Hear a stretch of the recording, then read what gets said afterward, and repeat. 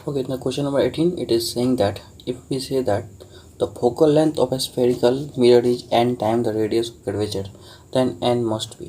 तो आपको पता होगा कि क्या होता है, f इक्वल टू दे रखा है n time the radius of curvature, f equal to n r है ना।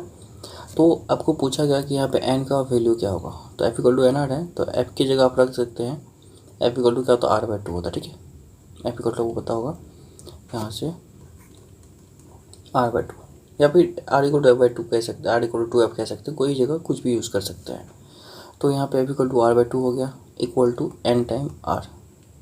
तो ये अगर क्रॉस मल्टीप्लाई करें तो r से r कट जाएगा यहाँ से, तो n की जगह जो है दैट विल बी 1/2 हो रहा है, तो n इक्वल टू कितना हो गया 1/2, दैट इज 0.5 होगा, ठीक है। तो 0.5 इसमें से किसी ऑप्शन में नहीं है, तो that is D is the correct answer है ना, यहाँ पे हो जाएगा। तो ये इसका आंसर होगा। आगे हम बात करते हैं 19 में क्वेश्चन क्या रखा है, the magnification produced by concave mirror. तो कनकेव मिरर का जो m होता है ना, तो इसके बारे में क्या कह सकते हैं, इज ऑलवेज मोर देन 1 है ना, क्या हमेशा 1 से बड़ा होता है। ओके, तो इज ऑलवेज लेस देन 1, क्या हमेशा 1 से छोटा होता है। इज ऑलवेज इक्वल टू 1, ये क्या इक्वल टू 1 होता है। Okay, may be less than or greater than 1 है ना, ये सही है, क्योंकि कनकेव जो है रियल भी इमेज बनाता है ना, और मैग्नीफिकेशन मतलब जो है उसका वो मैग्नीफाइड भी बनाता है और डायमिनिश्ड भी बनाता है। तो जब फोकस पे होता है तो ऑब्जेक्ट छोटा इमेज बनाता है, तो यहाँ पे m लेस देन 1 होगा फोकस पे, और जब इन्फिनिटी पे ऑब्जेक्ट होगा तो m जो है यहाँ पे 1 से बड़ा होगा। तो इस तरीके से m जो है बड़ा भी होता है 1 से, n छोटा भी होता है। तो we can say here m is less than or greater than 1 may be, है ना, कुछ भी हो सकता है यहाँ पे। तो आगे क्वेश्चन दे रखा है, choose the correct relation between you भी एंड आर। यू भी एंड आर की बात करें तो आर इक्वल टू आपको पता होगा क्या होता है, यहाँ पे 1/f इक्वल टू होता है 1/v प्लस का 1/u है ना, यहाँ से। तो इसको अगर हम सॉल्व कर ले तो that will be what, you भी यू प्लस बी है ना। तो 1/f इक्वल टू यू भी यू प्लस बी हो गया। अब इसको उल्टा दीजिए तो f इक्वल टू आपको निकलेगा f इक्वल टू क्या होगा, यू भी बाय यू प्लस बी है ना यहाँ पे। अब आर के बारे में हमें पता करना, तो आर को अगर f की जगह रखना है तो f की जगह हम r रख दें, लेकिन r/2 होगा, f इक्वल टू क्या होता है r/2 होता है ना। तो यहाँ से r/2 इक्वल टू हो गया that is u b upon you plus b. अब इसमें यहाँ पे r रख लीजिए, r इक्वल टू आएगा तो ये 2 से मल्टीप्लाई हो जाएगा, तो 2u भी अपन यू प्लस बी होगा। तो इसका जो आंसर होगा 2u भी अपन यू प्लस बी, ए ही द करेक्ट आंसर। तो 20 का जो है ए हो जाएगा इसका आंसर, ठीक है। तो चलते फिर नेक्स्ट क्वेश्चन क्या देखिए, 21 में क्वेश्चन दे रखा है यहाँ पे कि which is the wrong statement out of ये फॉलोइंग। तो इनमें से कौन से गलत स्टेटमेंट है, इनको चूज करने हैं। तो देखिए पहला दे रखा है, a concave mirror can give a virtual image. Concave mirror जो है वर्चुअल इमेज दे सकता है, ये भी बात सही है ना, ट्रू है। The convex mirror can give a virtual image, ये कैन गिव क्या हमेशा ये वर्चुअल ही देता है, ठीक है। बी की बात करें यहाँ पे तो कन्वेक्स हमेशा ये आपको ध्यान रखना वर्चुअल नहीं देता है। A concave mirror can give a diminished virtual image है ना, तो नहीं, ये कनकेव मिरर की बात, ये स्टेटमेंट गलत हो गया। ये डैमिनिश्ड वर्चुअल है, जब भी ये वर्चुअल देगा कनकेव तो मैग्नीफाइड देगा, ठीक है, डैमिनिश्ड नहीं देगा, ये मैग्नीफाइड देगा। तो दिस स्टेटमेंट इज रॉन्ग, आपको पता है। 22 की बात करें, 22 में क्वेश्चन दे रखा है, an inverted image can be seen in a convex mirror. तो इन्वर्टेड इमेज जो है ये दिखी जाएगा वो कन्वेक्स मिरर में, ऐसा कुछ हो सकता है क्या, अंडर नो सर्कमस्टांसेस। ये भी बात सही है कि बैस का जो आंसर होगा ये कभी भी ऐसा नहीं दिख सकता आपको, क्या, क्योंकि हमेशा कन्वेक्स जो है ना ये आपको इरेक्ट बनाता है, सीधा बनाता है, क्योंकि इसमें वर्चुअल बनता है ना। इन्वर्ट का मतलब हो गया रियल, ये रियल कभी भी नहीं बनाता है, और रियल जब बनाता ही नहीं कन्वेक्स है तो कभी भी इसमें इन्वर्ट इमेज बन ही नहीं सकता है, और बन नहीं सकता है तो कोई सर्कमस्टेंस पॉसिबल नहीं, कोई ऐसी स्थिति पॉसिबल ही नहीं है that can make inverted image in convex mirror. Okay, आगे बात करते हैं 23 में, तो the ratio of the size of image to that of the object is known as. तो हाइट ऑफ यहाँ पे दे रखा है HI/HO, इसको क्या बोलते हैं, मैग्नीफिकेशन है ना, m बोलते हैं। फिर ये फॉर्मूला आपको याद होगा, ठीक है। तो that is efficiency transformation of ratio focal plane है ना, तो नन ऑफ दिस। आपको पता होगा इसका 23 का जो आंसर होगा that is D, none of this है ना। आगे क्वेश्चन क्या है देखिए, इसको समझते हैं फिर। 24 में दे रखा है कि द यूनिट ऑफ मैग्नीफिकेशन, देखिए मैग्नीफिकेशन होता है height of image upon height of object है ना, तो इसका यूनिट लेस होता है, तो इसमें कोई यूनिट ही नहीं होता है, that is none of this है ना, यूनिट लेस होता है ये। आगे 25 में क्वेश्चन है, the laws of reflection are true for the plane mirrors only, the concave mirror only, the convex mirror only, all the reflecting surface, है ना। तो ये जो आपको पता होगा ये सारे रिफ्लेक्टिंग सरफेस के लिए पॉसिबल होता है, ठीक है। लॉ ऑफ रिफ्लेक्शन जो है ये किसी भी मिरर की बात करें या फिर किसी भी सरफेस की बात कर ले क्यों ना, जितने भी सरफेस रिफ्लेक्ट कर रही है सबके लिए पॉसिबल होता है। तो that will be the D answer of this question. आगे बात करते हैं यहाँ पे नेक्स्ट क्या दे रखा है 26 में, अ virtual image is one of which. Virtual image की बात करते हैं, can be taken on screen, नहीं वर्चुअल इमेज स्क्रीन पे नहीं आता है। दूसरी बात, can not be taken on screen, तो ये भी बात सही है, वर्चुअल जो है हमें क्या होगा स्क्रीन पे नहीं आएगा। तो क्योंकि देखिए इसमें ओनली वन ट्रू है, बाकी हम इसलिए आगे छोड़ देते हैं। देख लीजिए, sometime can be and sometime can't be on screen, तो ऐसा हो नहीं सकता है। Sometimes can be on screen, तो ये तो पॉसिबल नहीं है। Is form only by concave mirror, है ना। तो हाँ, कनकेव मिरर वर्चुअल भी बनाता है और यहाँ पे रियल भी बनाता है। तो is form only by concave mirror, ये भी पॉसिबल नहीं है। वर्चुअल इमेज जो है ये कौन कौन बनाता है, कनकेव बनाता है, कन्वेक्स बनाता है, प्लेन मिरर, तीनों बनाता है वर्चुअल, ठीक है। तो ये ध्यान रखना आपको। 27 की बात किया जाए तो यहाँ पे when an object is place between the focus and the pole of a concave mirror the image form at. तो अगर बात करें यहाँ पे, तो जब एक ऑब्जेक्ट को रख देते हैं कहाँ पे, focus and the pole of a concave mirror, तो यहाँ पे अगर बात कर ले, ये हो गया फोकस, है ना, ये हो गया पोल, तो इनके बीच जब ऑब्जेक्ट होगा तो हमेशा वर्चुअल बनता है, ठीक है। क्या होता है, तो हमेशा आपको क्या होगा, वर्चुअल हो, erect and large. D the correct answer है। आपको 27 की बात करें तो डी हो जाएगा इसका करेक्ट आंसर। 28 में जो क्वेश्चन है इसको समझते हैं हम। The line joining the pole and the centre of curvature of the mirror is called, ये क्या कहलाता है, ये आपको प्रिंसिपल एक्सिस कहलाता है, ठीक है। तो इसका जो है सी हो जाएगा आंसर। ओके, बात करते हैं 29 में, in order to get damaged virtual image to the object can be placed anywhere in front of what. देखिए आपको एक डैमेज्ड वर्चुअल इमेज चाहिए तो आप कहीं भी रख दीजिए, कहाँ पे, कन्वेक्स मिरर में कहीं भी रख दीजिए, आपको हमेशा क्या मिलने वाला है, डैमेज्ड ही मिलने वाला है, वर्चुअल ही मिलने वाला है। 29 का answer that will be C, है ना, ये हो जाएगा। 30 की बात करें तो the mirror used by dentist to concentrate light on the tooth to be examined as. तो जो डेंटिस्ट होते हैं, दांत के जो डॉक्टर होते हैं, तो वो कनकेव मिरर का यूज़ करते हैं, ठीक है। आपको ध्यान रखना है ताकि ये सारे लाइट को एक साथ जो है कन्वर्ज करा सके किसी भी पेशेंट के टीथ पर, उसको अच्छे से एग्जामिन कर सके, ठीक है। तो इस तरीके से जो इसका आंसर होने वाला ए हो जाएगा। तो 31 में क्वेश्चन दे रखा है यहाँ पे, when an object is at infinity from a concave mirror the image form, image क्या होगा, रियल होगा, है ना, और क्या होगा, वर्चुअल तो हो नहीं सकता, एट फोकस बनेगा, ठीक है। ऑब्जेक्ट जब इन्फिनिटी पे हो तो इमेज कहाँ बनेगा, फोकस बनेगा, तो ये आपको ध्यान रखना है। तो 31 का ए हो जाएगा इसका आंसर। आगे इसमें 32 में क्वेश्चन है, when the object is at focus of a concave mirror the image is formed at. तो जब ऑब्जेक्ट को फोकस पर रखेंगे तो इमेज इन्फिनिटी बनेगा, ठीक है, ये आपको ध्यान रखना है। और फिर कैसा बनेगा, इन्फिनिटी बनेगा और हाईली डैमेज्ड होगा, ठीक है, सॉरी हाईली मैग्नीफाइड होगा, फोकस पर होगा तो बहुत बड़ा बनता है, आपको ध्यान रखना है। इन्फिनिटी होगा तब फोकस बनेगा, छोटा बनेगा, लेकिन जब फोकस पर रखेंगे तो इन्फिनिटी बनेगा और बहुत बड़ा बनेगा। तो 32 का जो आंसर होगा that will be D is the correct answer. आगे क्वेश्चन क्या है देखिए समझते हैं। 33 में क्वेश्चन है, which of the following rays diagram is not correct. तो इनमें से जो रे डायग्राम है, 4 रे डायग्राम, इनमें कौन सा करेक्ट नहीं है, इनको समझना है, ठीक है। पहली बात है, अगर मान लीजिए जब भी फोकस आएगा तो प्रिंसिपल एक्सिस के पैरेलल होगा कनकेव मिरर में, तो ये ट्रू है ना। दूसरी बात है, जब भी कनकेव मिरर होगा, है ना, सी से जाएगा तो सी से रिटर्न हो जाएगा, इस सी से जब भी रे जाएगा तो सी से रिटर्न हो जाएगा, ये भी ट्रू है।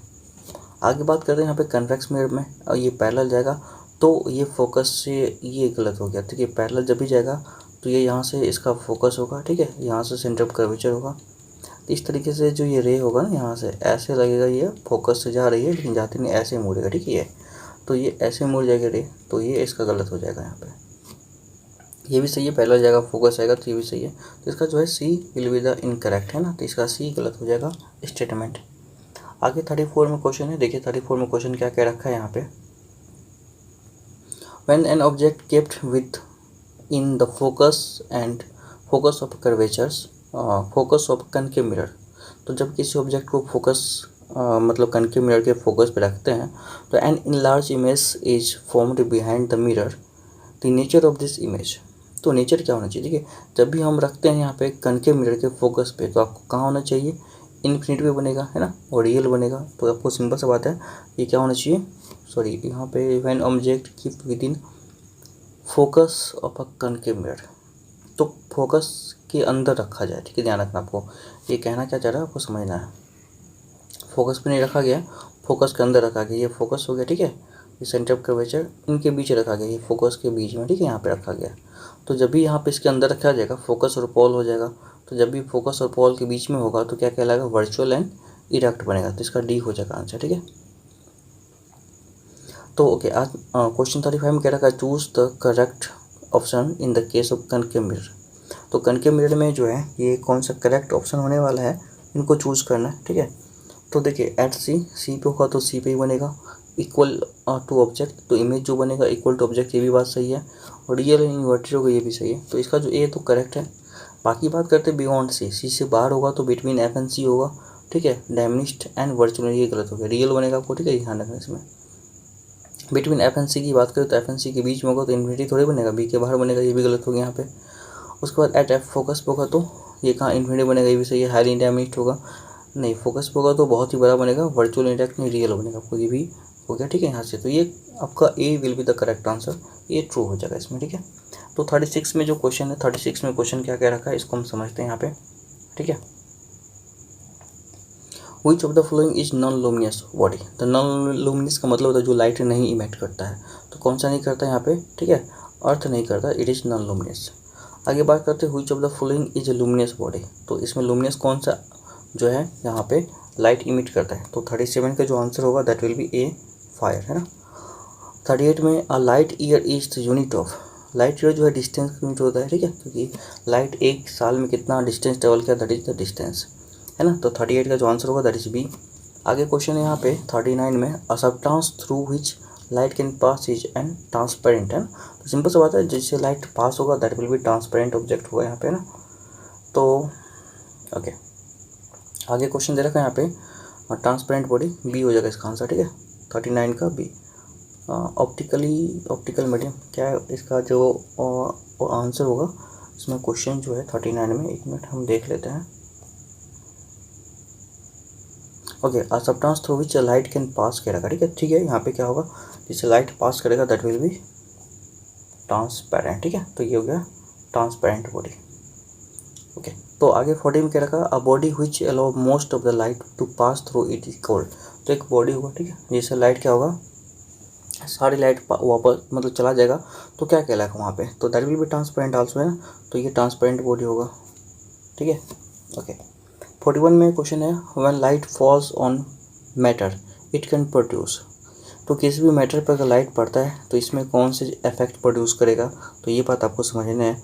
तो यहाँ पे देखिए आपको जो है सारे इफेक्ट प्रोड्यूस होता है, मैकेनिकल इफेक्ट, ठीक है, उसके बाद केमिकल इफेक्ट, वो टूटने भी लगता है ना, कुछ इससे इलेक्ट्रॉन भी निकलता है, उसका हीटिंग इफेक्ट, ये हीट भी होता है, मतलब डी में ऑल ऑफ दिस, ये सारे इफेक्ट हो जाते हैं ना, तो इसका जो है डी हो जाएगा करेक्ट आंसर, ठीक है।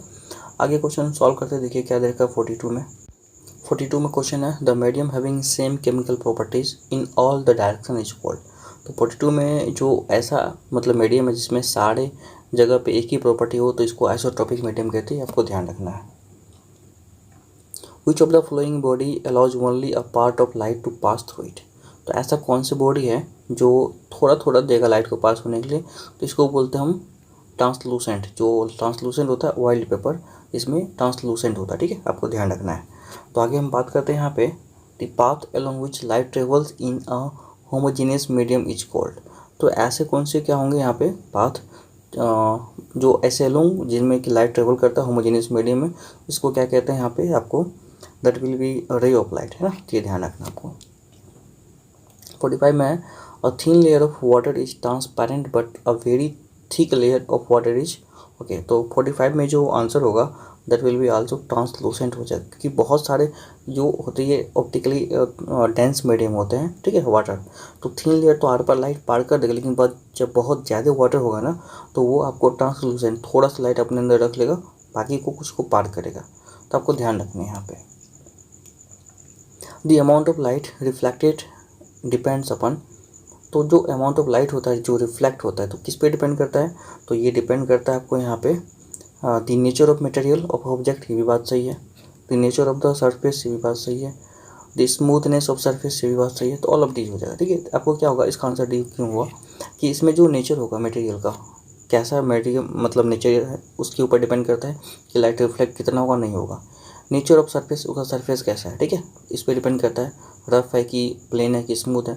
स्मूथनेस ऑफ सरफेस कोई भी बात सही है, तो स्मूथ अगर ज़्यादा तो ज़्यादा रिफ्लेक्ट होगा, तो ये सारे बात इसमें लागू होता है। ठीक है, आगे 47 में क्वेश्चन जो दे रखा है ये क्या है, देखिए, air is not visible because it is nearly perfectly transparent substances. तो एयर जो है के लिए दिखता नहीं है, बात भी सही है, क्योंकि ये परफेक्टली ट्रांसपेरेंट होता है, ये भी सही है। Neither absorb not reflect light, ये भी बात सही, ना ही लाइट को एब्जॉर्ब करता ना ही रिफ्लेक्ट करता है, इसलिए हमें दिखता नहीं है। Transmit whole of the light, ये सारी लाइट को ट्रांसमिट कर देता है, ये भी सही है। इसका मतलब सब सही हो तो डी ही हो जाएगा इसका आंसर है, तो ऑल ऑफ दिस आंसर है, तो इसका डी हो जाएगा करेक्ट आंसर। आगे बात करते हैं 48 में जो क्वेश्चन दे रखा है, a real image is formed when two or more reflected raise meet, ये बात सही है। जब रिफ्लेक्टेड रेज दो या दो से ज़्यादा आपस में मिलता है तो ये क्या होता है, यहाँ से रियल इमेज बनता है, आपको ध्यान रखना है। आगे बात करते हैं यहाँ पे 49 में, तो 49 का जो क्वेश्चन दे रखा है, the images of our face in a plane mirror is, क्या होगा, रियल होगा नहीं, प्लेन मिरर में रियल नहीं हो सकता है। मैग्नीफाइड होगा नहीं, सेम साइज का होता है। डायमीटर छोटा भी होगा क्या, नहीं, ये गलत हो गया, नन ऑफ डी आंसर होगा इसका। ठीक है, ये ध्यान रखना आपको। प्लेन मिरर की बात का ध्यान रखना आपको है, मिरर प्लेन है। The nature of image is formed by a plane mirror, तो प्लेन मिरर में जो इमेजेस बनता है उसका क्या नेचर होता है, that is given to us virtual and intact, है ना। क्या बात होता है यहाँ पे, वर्चुअल इंटैक्ट, सी बात है यहाँ पे, ये बात तो सही है। Of the same size of the object, ये भी बात सही है। लेटरली इन्वर्टेड, ये भी सही है, डी हो जाएगा इसका आंसर। ठीक है, तो ऑल ऑफ दिस इसका जो है सारे आंसर ट्रू है इसमें। तो आई थिंक ये बात आपको समझ में आया, 50 का डी हो जाएगा। अच्छा 51 में क्वेश्चन है, the side way reversal of the images by plane mirror is called, side way reversal जो है इसको लेटरल इन्वर्जन भी कहते हैं, तो ये आंसर क्या होगा, लेटरल इन्वर्जन 51 का जो आंसर होने वाला है। ठीक है, दैट इज ओके, तो लेटरल इन्वर्जन हो गया ए। आगे बात है 52 में, the middle point of the mirror is called, तो मिडिल पॉइंट जो होता है मिरर का क्या कहलाता है, दैट इज, ठीक है, आपको जो उसका मिडिल पॉइंट होगा सेंटर, ठीक है, ये आपको जो है पॉल कहलाता है। जो मिरर है इसका जो मिडिल पॉइंट होगी इसको पॉल कहते हैं। ठीक है, ये ध्यान रखना आपको। A person look into the mirror by placing it close to its face, तो एक आदमी है वो अपने फेस को बहुत नज़दीक लाता है मिरर के पास, फिर उसको देखता है। ठीक है, तो फिर क्या देखता है उसमें कि the image of his face was erect, सीधा था, लेटरली इन्वर्टेड था एंड द सेम साइज था, है ना। तो कौन सा मिरर होगा, सिंपल सी बात है, लेटरली इन्वर्जन जब भी दिख रहा है कन्वेक्स मतलब सेम साइज का है, तो ये क्या होगा, आपको प्लेन मिरर ही होगा। आगे बात करते हैं 54 में क्वेश्चन है, in the question number 53 the image of the face was found erect and magnified, the mirror is, तो सिंपल सी बात है, जब भी मैग्नीफाइड होगा तो सीधे कनकेव मिरर की बात करते हैं। कनकेव भी एक ऐसा मिरर है जो वर्चुअल बनाता है और मैग्नीफाइड बनाता है, बाकी कोई मिरर जो है मैग्नीफाइड नहीं बनाता है, आपको ध्यान रखना है। तो दैट विल बी यहाँ पे 54 का जो आंसर होगा दैट विल बी यहाँ पे बी हो जाएगा। ठीक है, आगे 55 में भी क्वेश्चन सेम वही रिपीट किया है कि in the question number 53 the if the image of the face was erect and damaged then the mirror must be, तो जब भी डैमेज्ड होता है तो आपको ध्यान रखना है कि कन्वेक्स हमेशा डैमेज्ड बनाता है। ठीक है, तो क्या हो जाएगा यहाँ पे इसका आंसर 55 का सी इज द करेक्ट आंसर। अब 56 में जो दे रखा क्वेश्चन, इसको थोड़ा सा हमको सॉल्व करना पड़ेगा, फिर आपको इसमें समझना पड़ेगा क्या है। If x Y Z and t denote the object distance, image distance, focal length and the radius for curvature in the case of mirror respectively, then the only correct relation connecting these parameters is, तो simple सा बात है, इसमें जो एक parameters होगा उसमें कौन कनेक्ट होगा इसकी बात कर ले, तो समझिए पहले X Y Z and T क्या क्या है, object distance, image distance, focal length and radius of curvature, इन सबको एक साथ हम नोट कर लेते हैं पहले। ठीक है, ओके, तो यहाँ पे हम बात कर ले एक्स है ना, एंड ओके,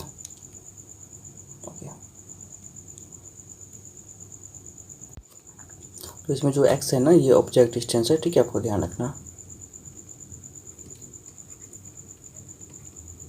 जो ऑब्जेक्ट डिस्टेंस को हम यू से डिनोट करते हैं, तो आपको ये यू के जगह पे रिप्लेस करना है एक्स को, आपको ध्यान रखना है। ठीक है, दूसरी बात है जो वाई है दैट इज इमेज डिस्टेंस, तो वाई को हम रिप्लेस कर देते हैं वी से। ओके, इमेज डिस्टेंस आपको पता ही होगा यहाँ पे, और जेड जो है यहाँ पे, जेड है यहाँ पे फोकल लेंथ, है ना, तो जेड हो गया आपको फोकल लेंथ एफ, है ना। और फिर एक और बात है यहाँ पे टी, टी जो है यहाँ पे ये रेडियस ऑफ कर्वेचर है ना, तो टी के बारे में कहा गया यहाँ पे that is radius of curvature. तो इनमें जो रिलेशन आएगा, रिलेशन क्या आएगा हमको एक्स वाई जेड में, तो ये रिलेशन हमें लाने हैं। तो पहले तो जेड के टर्म में क्या रिलेशन होगा इसको समझते हैं। तो देखिए आपको पता है कि 1/f इक्वल टू होता है 1/v प्लस का 1/u है ना। तो इसका अगर हम एलसीएम ले तो u इंटू वी होगा, यहाँ पे से u आएगा, यहाँ से v आएगा, इक्वल टू 1/f। अगर इसको हम इन्वर्ट कर दें, f को ऊपर कर दें, 1 को ऊपर कर दें, तो u भी अपन u प्लस v ये आने वाला है, ठीक है।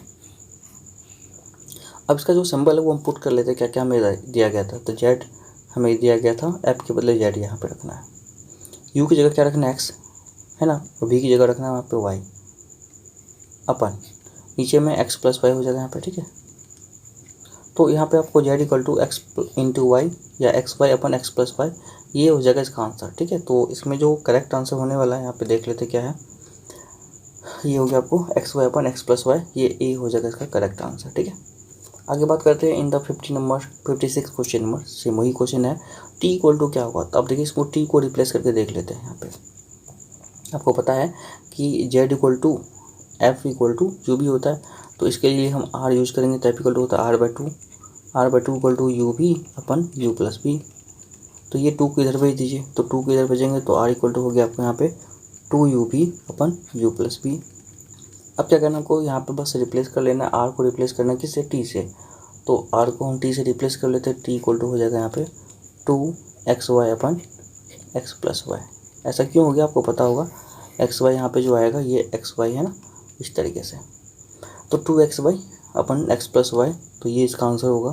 तो that will be like what 2xy x plus y, B is the correct answer. तो 57 का जो है यहाँ पे बी हो जाएगा आंसर। 58 में बात करें यहाँ पे, तो 58 इक्वल टू यहाँ पे in the question number 56 T और जेड में क्या रिलेशन होगा। टी और जेड की बात करें तो देखिए टी और जेड में आप आसानी से बता सकते हैं, टी है आर, जेड है एफ। तो क्या होता है, एफ इक्वल टू r/2 होता है, एफ इक्वल टू r/2। तो एफ की जगह आप रख लीजिए जेड है ना, आर की जगह रख लीजिए t/2। तो जेड इक्वल टू क्या हो गया t/2, ये आपका आंसर।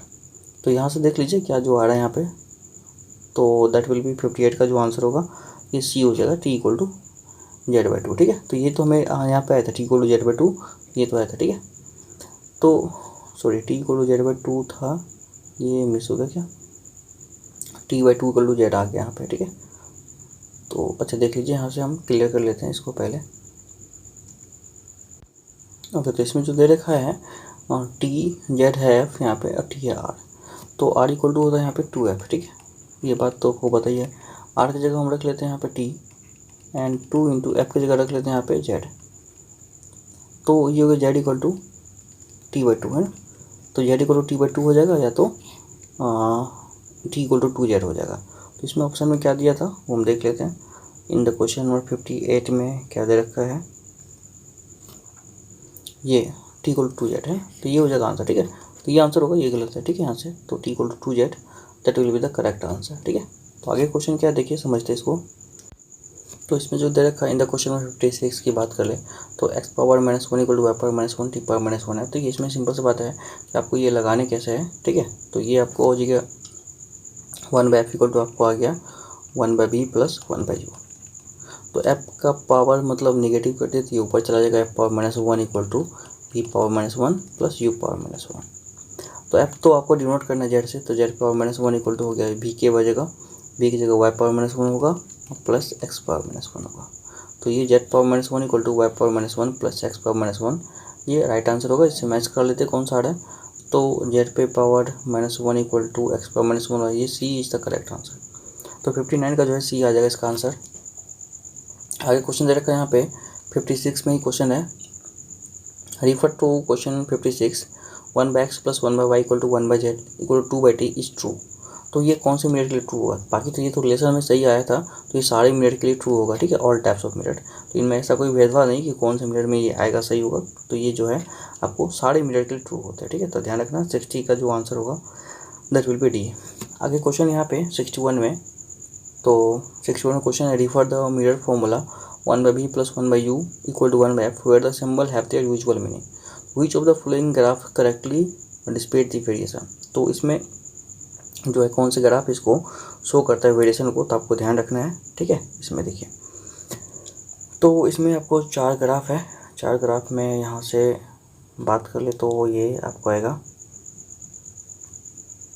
तो ये जो ग्राफ दे रखा है, देखिए पहला ग्राफ ये है ना, यहाँ से यूपी में पहला ये है, दूसरा ये है ना, तीसरा ये है दे रखा है, और चौथा नन ऑफ दीज है। तो देखिए हमको जो दे रखा है किसी भी मिरर के लिए नहीं दे रखा है, कौन सा मिरर का है, ठीक है। तो ये एक्चुअली कनकेव का अलग वेरिएशन होता है, कन्वेक्स का अलग वेरिएशन होता है।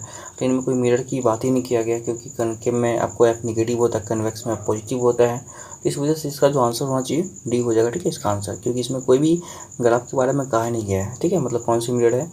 इसमें देखा which of the following correctly depict the graphical variation convex mirror. तो हाँ, यहाँ पे कन्वेक्स मिरर की बात किया कर लिया गया है 62 में। तो कन्वेक्स मिरर में बात करते हैं, ये 2 ग्राफ दे रखा है ना। तो देखिए आपको ये बात पता होगा, एक क्वांटिटी बढ़ता है तो दूसरा घटता है। तो कनकेव में या कन्वेक्स में जब भी आपको हम बता रहे हैं यहाँ पे, ठीक है, तो ये आपको ये हो गया फोकस और ये हो गया आपको सेंटर ऑफ कर्वेचर। तो जब भी ऑब्जेक्ट यहाँ पे आगे आएगा तो इमेज भी यहाँ से थोड़ा सा आगे खिसकेगा, यहाँ से ना, मतलब ऑब्जेक्ट को आगे कर ले तो इमेज को भी आगे खिसकाते हैं। तो ये बात तो पहली बात आपको पता होगा, यहाँ से इसका मिरर फॉर्मूला तो इन्फिनिटी पे है तो फोकस पे बनेगा। तो इस तरीके से आपको यहाँ पे देखना। अब इसका फॉर्मूला थोड़ा सा चेक कर लेते हैं, फॉर्मूला में क्या है देखिए। तो जब भी हम फॉर्मूला की बात कर लेते हैं यहाँ पे, तो फोकस तो इसका कांस्टेंट होता है, तो 1/f इक्वल टू होता है 1/b प्लस का 1/u, है ना, ये बात। तो सिंपल सी बात है कि अगर इसको 1/f फोकस कांस्टेंट हो गया तो p⁻1 प्लस u⁻1 की अगर बात कर ले तो देखिए ये दोनों का जो वैल्यू होगा दैट इज फोकस कांस्टेंट है ना। मतलब एक बढ़ेगा तो एक घटेगा, इसका मतलब ये होगा, ठीक है। ये जो बढ़ रहा है एक बढ़ेगा तो एक घटेगा, तो तभी ये वेरिएशन शो होगा क्लियरली। तो इनमें अगर मान लीजिए v और u में इन्वर्सली प्रोपोर्शन की बात कर रखा है, तो यहाँ पे एक बढ़ेगा तो एक घटेगा, ये दोनों में से तो कोई नहीं रहता। आप इसमें देख सकते हैं कि यहाँ से जो 2 ग्राफ है इनमें से किसी एक में ऐसा शो नहीं हो रहा है कि एक बढ़ रहा है तो दूसरा घटेगा, ठीक है, इस तरीके से। तो यहाँ पे जो आंसर होने वाला है इसका इन दोनों में से कोई ग्राफ नहीं हो, क्योंकि देखिए इनको अगर चेक करना है तो यहाँ पे देखिए, ठीक है, एक पोजीशन है यहाँ पे ये और ये, दूसरा पोजीशन यहाँ चेक कर लेते हैं, यहाँ से ये एंड ये, ठीक है। तो यहाँ भी दिख रहा है कि u बढ़ रहा है, जैसे मतलब u इन्वर्स बढ़ रहा है तो v इन्वर्स बढ़ रहा है। लेकिन अगर आप यहाँ चेक करेंगे ना यहाँ पे, तो यहाँ पे जाके फिक्स हो गया है, मतलब u तो बढ़ रहा है, यहाँ से ऐसा ग्राफ है u तो बढ़ रहा है लेकिन v नहीं बढ़ रहा है, v अपने जगह पर फिक्स है यहाँ से। तो आपको ये क्लियर नहीं होगा, ये गलत हो जाएगा। और सेम चीज़ वही बात है, यहाँ पे थोड़ा दूर तो देखा u भी को बढ़ाते हुए दिखाया है, लेकिन कुछ दूर जाने के बाद जो आपको यहाँ पे u फिक्स हो गया है, v बढ़ेगा लेकिन u फिक्स हो गया, तो इस तरीके से। तो v बढ़ेगा u फिक्स हो गया, u नहीं बढ़ रहा है, तो इस तरीके से यहाँ पे ये भी वेरिएशन नहीं होगा, तो ये भी इसका गलत हो जाएगा, ठीक है। तो इस तरीके से चलते हैं। उसके बाद थर्ड देख लीजिए क्या है। तो थर्ड में जो यहाँ पे ये है, ठीक है, तो एक बढ़ रहा है दूसरा घट रहा है, तो ये क्लियरली वेरिएशन शो कर रहा है यहाँ पे। देखिए एक जब भी बढ़ेगा तो दूसरा घटेगा यहाँ पे ना, ऐसा। तो एक बढ़ रहा है दूसरा घट रहा है ना, तो ये भी क्लियरली बात कर रखा है। तो यही होना चाहिए, एक बढ़ेगा दूसरा घटेगा। तो ये हमको इसका जो आंसर होगा that will be C is the correct answer of this question, ठीक है। इसमें तो एक बढ़ेगा दूसरा भी बढ़ रहा है, तो ये भी इसका गलत हो जाएगा, है ना, इसमें दोनों एक साथ बढ़ रहा है, तो इट इज़ नॉट क्लियर। तो यहाँ पे जो आंसर होगा सी इज द करेक्ट आंसर इसका, ठीक है। तो आगे चलते हैं 63 में क्वेश्चन क्या देखते हैं। क्वेश्चन दे रखा है, in the above questions the position intercept y axis represent symbol their usual meaning. तो देखिए इसमें जो रिप्रेजेंटेशन है एक्स हो या वाई हो, इंटरसेप्ट हो, ठीक है, यहाँ पे। तो ये जो एक्स इंटरसेप्ट होगा और वाई इंटरसेप्ट होगा, इन दोनों की बात करें तो दैट विल बी 1/f होगा, ठीक है। ये जो है ये यहाँ से यहाँ का डिस्टेंस होगा 1/f होता है यहाँ से यहाँ तक, ये पूरा। तो या इसको ऐसे भी f⁻1 भी कह सकते हैं। तो इसका जो यूजुअल मीनिंग है दैट विल बी 1/f। तो इसमें जो ऑप्शन होगा that will be B is the correct answer. 64 की बात करें तो which of the following correctly displayed the graphical variation in case of concave mirror. तो कनकेव मिरर में कहा गया कि ये कौन से सही करेक्ट वेरिएशन शो करता है। तो कनकेव मिरर में बात करें तो ये जो है करेक्ट वेरिएशन होगा, ठीक है, यहाँ पे। क्योंकि देखिए एक बढ़ेगा तो एक दूसरा घटेगा, तो दैट विल बी 64 का जो है B will be the correct answer of this question.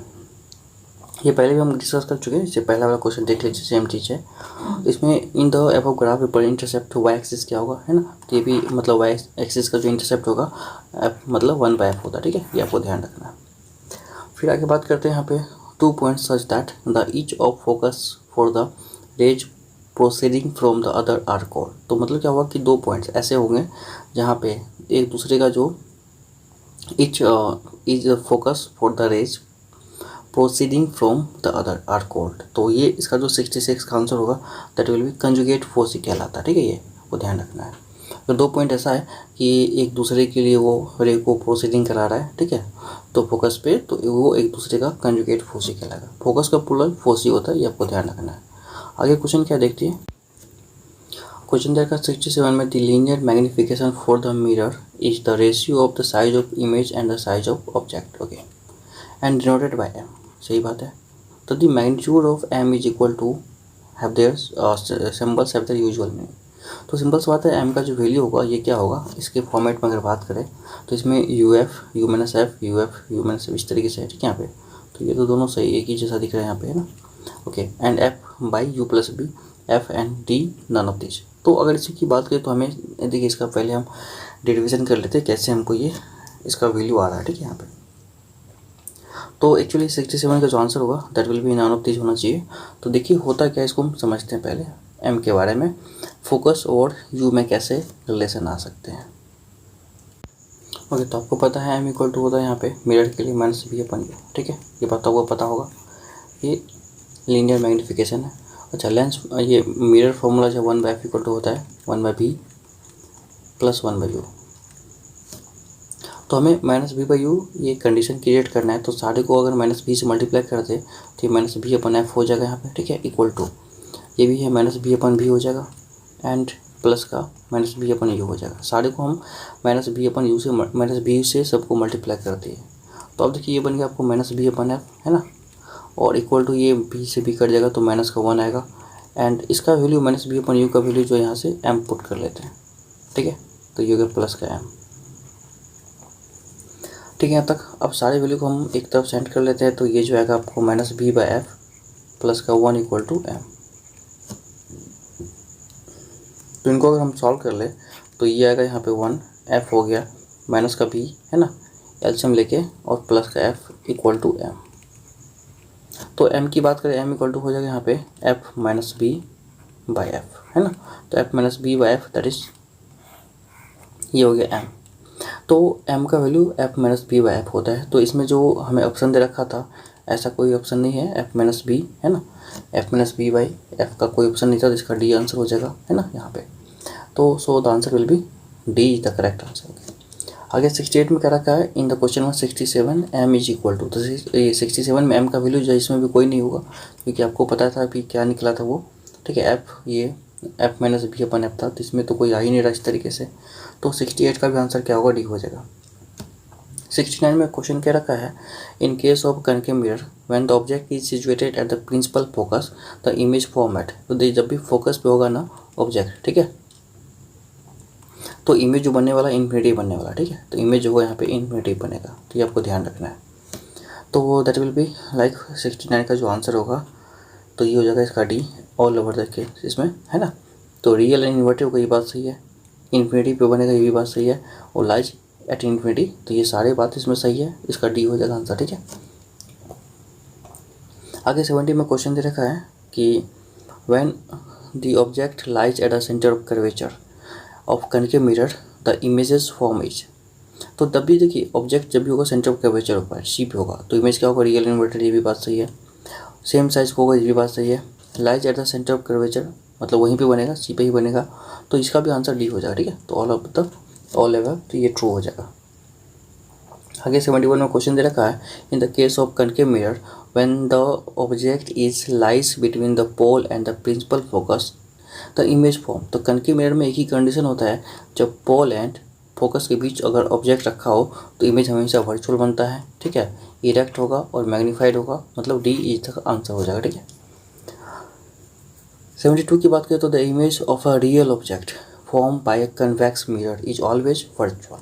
किसी भी रियल इमेज का जब भी बनेगा इमेज क्या होगा यहाँ पे कन्वेक्स का, तो क्या वर्चुअल होगा। अच्छा, दूसरी बात इरेक्ट भी होता है एंड डैमेज्ड होगा। अच्छा, तीसरी बात ये भी सही है ना, live between pole and principal focus, ये भी सही है, मतलब डी जो है इसका करेक्ट आंसर होगा, ठीक है यहाँ पे। तो चारों सही है।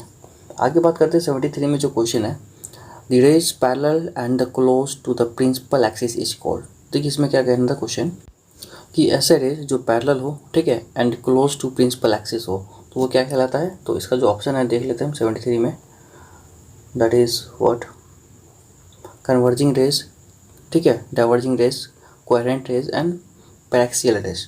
तो 73 का जो है ये पैरेक्सियल रेज होता है, आपको ये ध्यान रखना है। 74 में द एंगल विच द प्रिंस ये periphery of the spherical mirror subtend at the centre of curvature is called. तो इसमें जो होगा यहाँ पे ये होता है गैलेंसिंग एंगल, ध्यान रखना आपको। तो ऐसा एंगल जो पेरिफेरी मतलब ये पूरा जो सरफेस का बनाता है, ठीक है, स्फेरिकल मिरर का सबटेंड करता है सेंटर ऑफ कर्वेचर पे, ठीक है, यहाँ से। तो ये जो पूरा एंगल बनाएगा इसको क्या कहते हैं, गैलेंसिंग एंगल, ये ध्यान रखना आपको। आगे बात करते हैं यहाँ पे, तो 75 में if we say that the focal length of a spherical mirror is p time its radius of curvature then p must be। तो सिंपल सी बात है, देखिए यहाँ पे कि फोकल लेंथ जो होगा यहाँ पे p times radius of curvature है, p टाइम r है, ठीक है। तो इसमें हमें पूछा गया है कि p का वैल्यू क्या होना चाहिए। तो इसको आपको पता है कि f = r/2 होता है, तो f = r/2 equal to that is p time r, तो that will be cancel out. p = 1/2 it means 0.5 है ना, तो p will be equal to 0.5, A is the correct answer.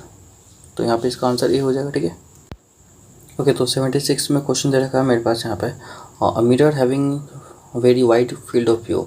तो ऐसा मिरर जिसकी में बहुत सारे ज़्यादा वाइड एंगल होते हैं फील्ड ऑफ व्यू, तो वो कन्वेक्स होता है, क्योंकि इसमें जो है वर्चुअल बनते हैं और छोटा बनते हैं, तो इसलिए इसमें बहुत सारे इमेजेस को एक साथ देखा जा सकता है, तो इसका फील्ड ऑफ व्यू जो है बहुत लार्ज हो जाता है। तो 77 की बात करें तो the laws of reflection are true for what. तो लॉज ऑफ रिफ्लेक्शन होते हैं जितने भी रिफ्लेक्टिंग सरफेस है सबके लिए होता है, ठीक है, ध्यान रखना। प्लेन रिफ्लेक्टिंग सरफेस ये भी इसके लिए नहीं, ये एक्चुअली जो है सारे के लिए होता है, ठीक है। तो 77 का जो आंसर होगा that is B is the correct answer होगा, ठीक है।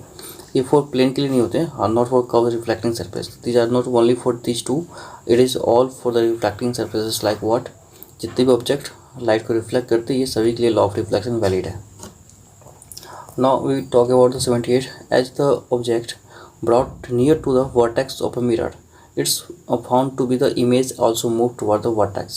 The mirror must be। तो सिंपल सी बात है 78 में ये जो होता है, ठीक है, कनकेव मिरर में ऐसा होता है कि जब भी ऑब्जेक्ट को नियर लेके आएंगे, है ना, तो क्या वो इमेज जो है ये मूव करेगा वर्टेक्स की ओर।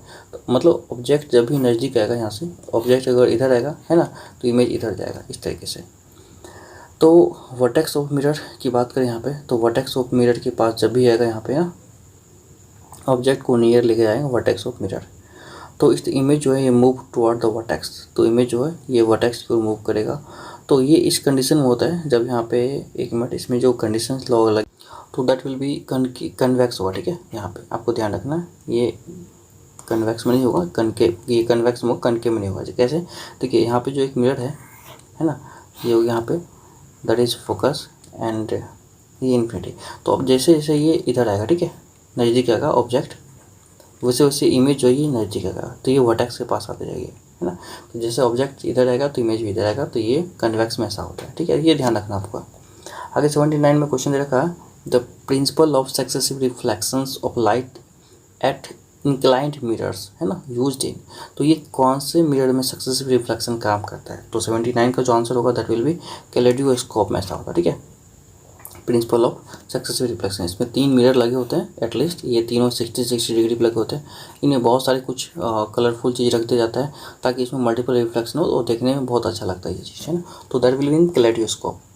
आगे क्वेश्चन है 80 में दे रखा है यहाँ पे, which of the following is implied to clearly view object which can't be seen directly due to the obstruction।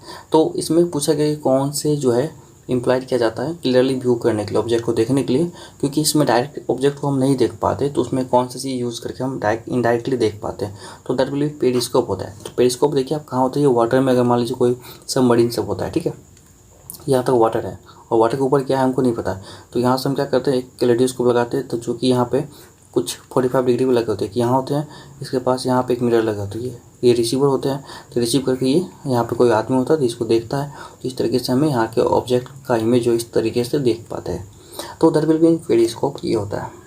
आगे बात करते हैं तो 81 में, a device for producing intense and coherent waves in steps beam of light is called. तो एक ऐसा device जो प्रोड्यूस करता है इंटेंस एंड कोहेरेंट वेव्स, ठीक है, स्टेप में, तो क्या कहलाता है, beam of light is called. तो 81 का जो आंसर होगा that will be laser light होता है, ठीक है। यहाँ पे ऐसा डिवाइस जो इंटेंस एंड कोहेरेंट मतलब मोनोक्रोमेटिक एक जैसा ही लाइट प्रोड्यूस करता है, ठीक है, वेव इन स्टेप में, तो इसको हम बोलते हैं लेजर लाइट। आगे 82 में क्वेश्चन है, 82 में देखिए क्वेश्चन दे रखा है, which of the following correctly displayed the reflection in the case of plane mirror incline at 40 degree. तो इसमें कौन से जो यहाँ पे फिगर होगा कुछ, तो जो देख लेते कौन सा है 40 डिग्री दिखा रहा है यहाँ पे।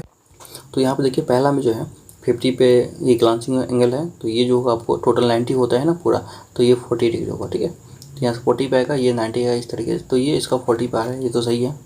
ये 40 होगा, ये 50 होगा, तो ये 40 पे नहीं आ रहा। तो आपको पूछा गया था क्वेश्चन में 40 पे कौन सा आ रहा है, ठीक है। ये 30 है तो ये भी नहीं होगा, ये 45 ये भी नहीं होगा, तो आंसर जो इसका ए हो जाएगा करेक्ट आंसर, ठीक है। आगे क्वेश्चन दे रखा है 83 में, क्वेश्चन क्या है देखते हैं यहाँ पे। A ray of light is inclined at an angle mirror at an angle theta if the angle between the incident and the reflected is 80 degree. What is the value of theta? तो देखिए इसमें जो question क्या रखा है 83 में, ये समझते हैं यहाँ पे कि ऐसे रे इंक्लाइन हो रहे हैं यहाँ पे मिरर पे, ठीक है, और थीटा डिग्री पे आ रहा है। जो एंगल है यहाँ पे इंसिडेंट एंड रिफ्लेक्टेड है 80 डिग्री है। तो सिंपल सा बात है, यहाँ पे मान लीजिए एक मिरर है यहाँ पे, ठीक है, ये प्लेन मिरर पे आ रहा है, ठीक है, ये थीटा पर है। तो a ray of light incident on plane mirror at an angle theta, ठीक है, between the incident and reflected rays. तो incident ray and reflected ray के बीच की बात करें, यहाँ पे ये रिफ्लेक्टेड हो गया, तो दैट इज रिफ्लेक्टेड, और ये इंसिडेंट हो गया, है ना। तो ये जो आ रहा है कितना डिग्री पा रहा है, ये थीटा पा रहा है, ठीक है। तो ये आपको देखना था, ऐसे देखिए ये एंगल आ रहा है, ठीक है, यहाँ पे ये मिरर है, इस मिरर में जो है ये एंगल, ये रे आ रहा है, ठीक है। तो ये इंसिडेंट रे है, ये जो आ रहा है दैट इज थीटा है ये, ठीक है, और जो जा रही है ये रे, ठीक है, ओके। ये थीटा है तो ये भी थीटा होगा, टोटल सिंपल सा बात है, ओके। जिस एंगल से आएगा उसी एंगल से ये जाएगा लॉ ऑफ रिफ्लेक्शन के अकॉर्डिंग। अच्छा, ये जो एंगल होगा दैट विल बी ये। इसकी बात करें तो ये पूरा एंगल जो यहाँ से यहाँ दे रखा है ना, तो ये एंगल दे रखा है 80 डिग्री है यहाँ पे, है ना। ये एंगल ऑफ यहाँ दे रखा है इंसिडेंट एंड रिफ्लेक्टेड रेज के बीच में 80 है, ये दोनों के बीच में 80 है। अच्छा, तो ये एंगल कितना होगा, ये एंगल की अगर बात करें तो ये 90 माइनस थीटा होगा, ठीक है, और सेम ये भी 90 माइनस थीटा होगा। तो टोटल जो है 90 माइनस थीटा, 90 माइनस थीटा की बात करेंगे, इसको समझिए थोड़ा सा डिटेल में हम समझा रहे हैं आपको यहाँ पे आगे। तो जैसे मान लेते हैं यहाँ पे, ठीक है, ये मेरे पास मिरर है, इस मिरर में ये एंगल आया, ठीक है, ये रे आई और ये चली गई, इनके बीच में लगा हुआ ये नॉर्मल है, ये थीटा डिग्री से आई है ना यहाँ से। तो ये पूरा एंगल है यहाँ से यहाँ 80 दे रखा हमको यहाँ से, ठीक है, ये पूरा 80 है। तो ये जो एंगल होगा ये 90 बनता है टोटल, तो ये 90 माइनस थीटा होगा, और ये भी 90 माइनस थीटा होगा। अकॉर्डिंग टू दिस ये कितना है टोटल, ये जो एंगल है ये कितना हो रहा है, तो 90 माइनस थीटा प्लस का 90 माइनस थीटा, ये दोनों मिलकर कितना 80 है, आपको दिया हुआ है सवाल में, ये जो एंगल दोनों 80 है। तो इसकी बात अगर करें तो 90 माइनस थीटा, 90 माइनस थीटा, तो 180 माइनस का 2 थीटा इक्वल टू कितना हो गया 80, है ना। अगर ये इसको माइनस कर ले तो 180 माइनस का 80 इक्वल टू 2 थीटा, तो क्या होगा यहाँ पे 100 इक्वल टू 2 थीटा, है ना। तो थीटा इक्वल कितना होगा 100/2, 100/2 मतलब 50। तो थीटा की वैल्यू जो पूछा गया कितना होगा, दैट इज 50, करेक्ट आंसर होगा, ओके। तो इसका आंसर हो बी हो जाएगा करेक्ट आंसर, ठीक है। तो फिर चलते 84 में क्वेश्चन दे रखा है यहाँ पे, ओके। तो क्वेश्चन यहाँ पे है कि अरे of light incident at angle 35 degree, है ना, ऑन द मिरर, एंड उसके बाद हमको दे रखा है यहाँ पे व्हाट इज द थीटा। तो सिंपल सी बात है, ये थीटा है, तो ये जो एंगल होगा that is what 90 minus theta होगा, ठीक है। या फिर अगर आप ये भी नहीं कह सकते ये थीटा 90 माइनस थीटा हो, तो आप ऐसे भी सिंपल सी बात कह सकते हैं कि टोटल कितना होता है 90, है ना। ये 35 है तो ये आपको 45 मिलेगा, ठीक है, क्यों, क्योंकि टोटल 90 है, तो ये 45 होगा, तो कि 55 होगा, सॉरी ये जो है ऐड कर लीजिए 55 होगा, 90 होना चाहिए टोटल में, तो 90 माइनस 35 कर लीजिए, तो दैट विल बी आपको मिल जाएगा यहाँ पे 90 माइनस 35 55, तो ये होगा आपको 55। तो थीटा जो है ये भी 55 होगा, ये 55 है तो ये 55 होगा, तो दैट विल बी 55 जो है करेक्ट आंसर हो जाएगा इसका। तो यहाँ से होगा C will be the correct answer, okay. अच्छा, नेक्स्ट क्वेश्चन दे रखा है इसमें 84 में, in question number 84 what is the angle between incident and the reflected rays. तो 85 की बात करें यहाँ पे, तो 84 में angle between incident and reflected, तो ये भी 35 है ना, तो ये भी 35 ही तो होगा, है ना। तो टोटल एंगल कितना हो गया 70 हो जाएगा, तो यहाँ से जो है टोटल 70 हो जाएगा angle between incident and reflected rays. तो 85 का जो आंसर होगा that will be C is the correct answer.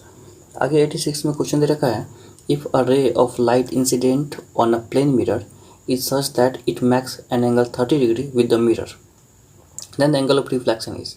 तो देखिए सिंपल सी बात यहाँ पे क्या रखा है कि एक लाइट इंसिडेंट हो रहा है प्लेन मिरर पे एक रे, तो जो मिरर के साथ बना रहा है 30 डिग्री है ना, तो ये नॉर्मल हो गया यहाँ से।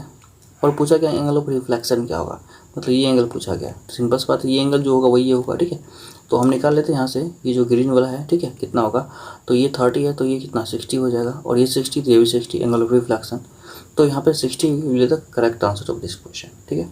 तो आगे हम बात करते हैं, नेक्स्ट क्वेश्चन क्या है उसको देखते हैं।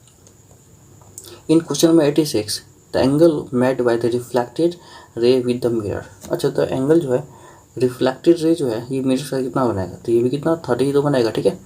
तो that will be also 30 degree. तो 87 का जो आंसर होगा that is A is the correct answer. Okay, then 88 में क्वेश्चन दे रखा है यहाँ पे, देखिए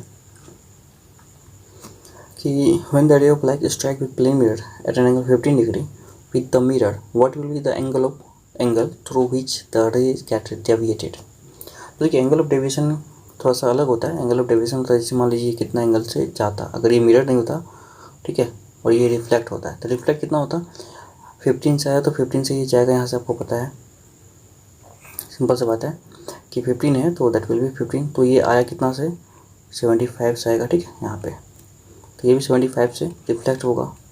एंगल ऑफ डेविएशन ये पूरा एंगल होता है, कितना एंगल ये डेविएट हुआ, तो मतलब क्या हुआ कि रे का जो टोटल एंगल था मतलब 180 minus angle I plus angle R, है ना, तो आई प्लस आर तो सेम ही होता है, तो 180 माइनस देखिए 150 हो जाएगा यहाँ पे, तो 180 माइनस 150 तो कितना हो गया 30 डिग्री, है ना।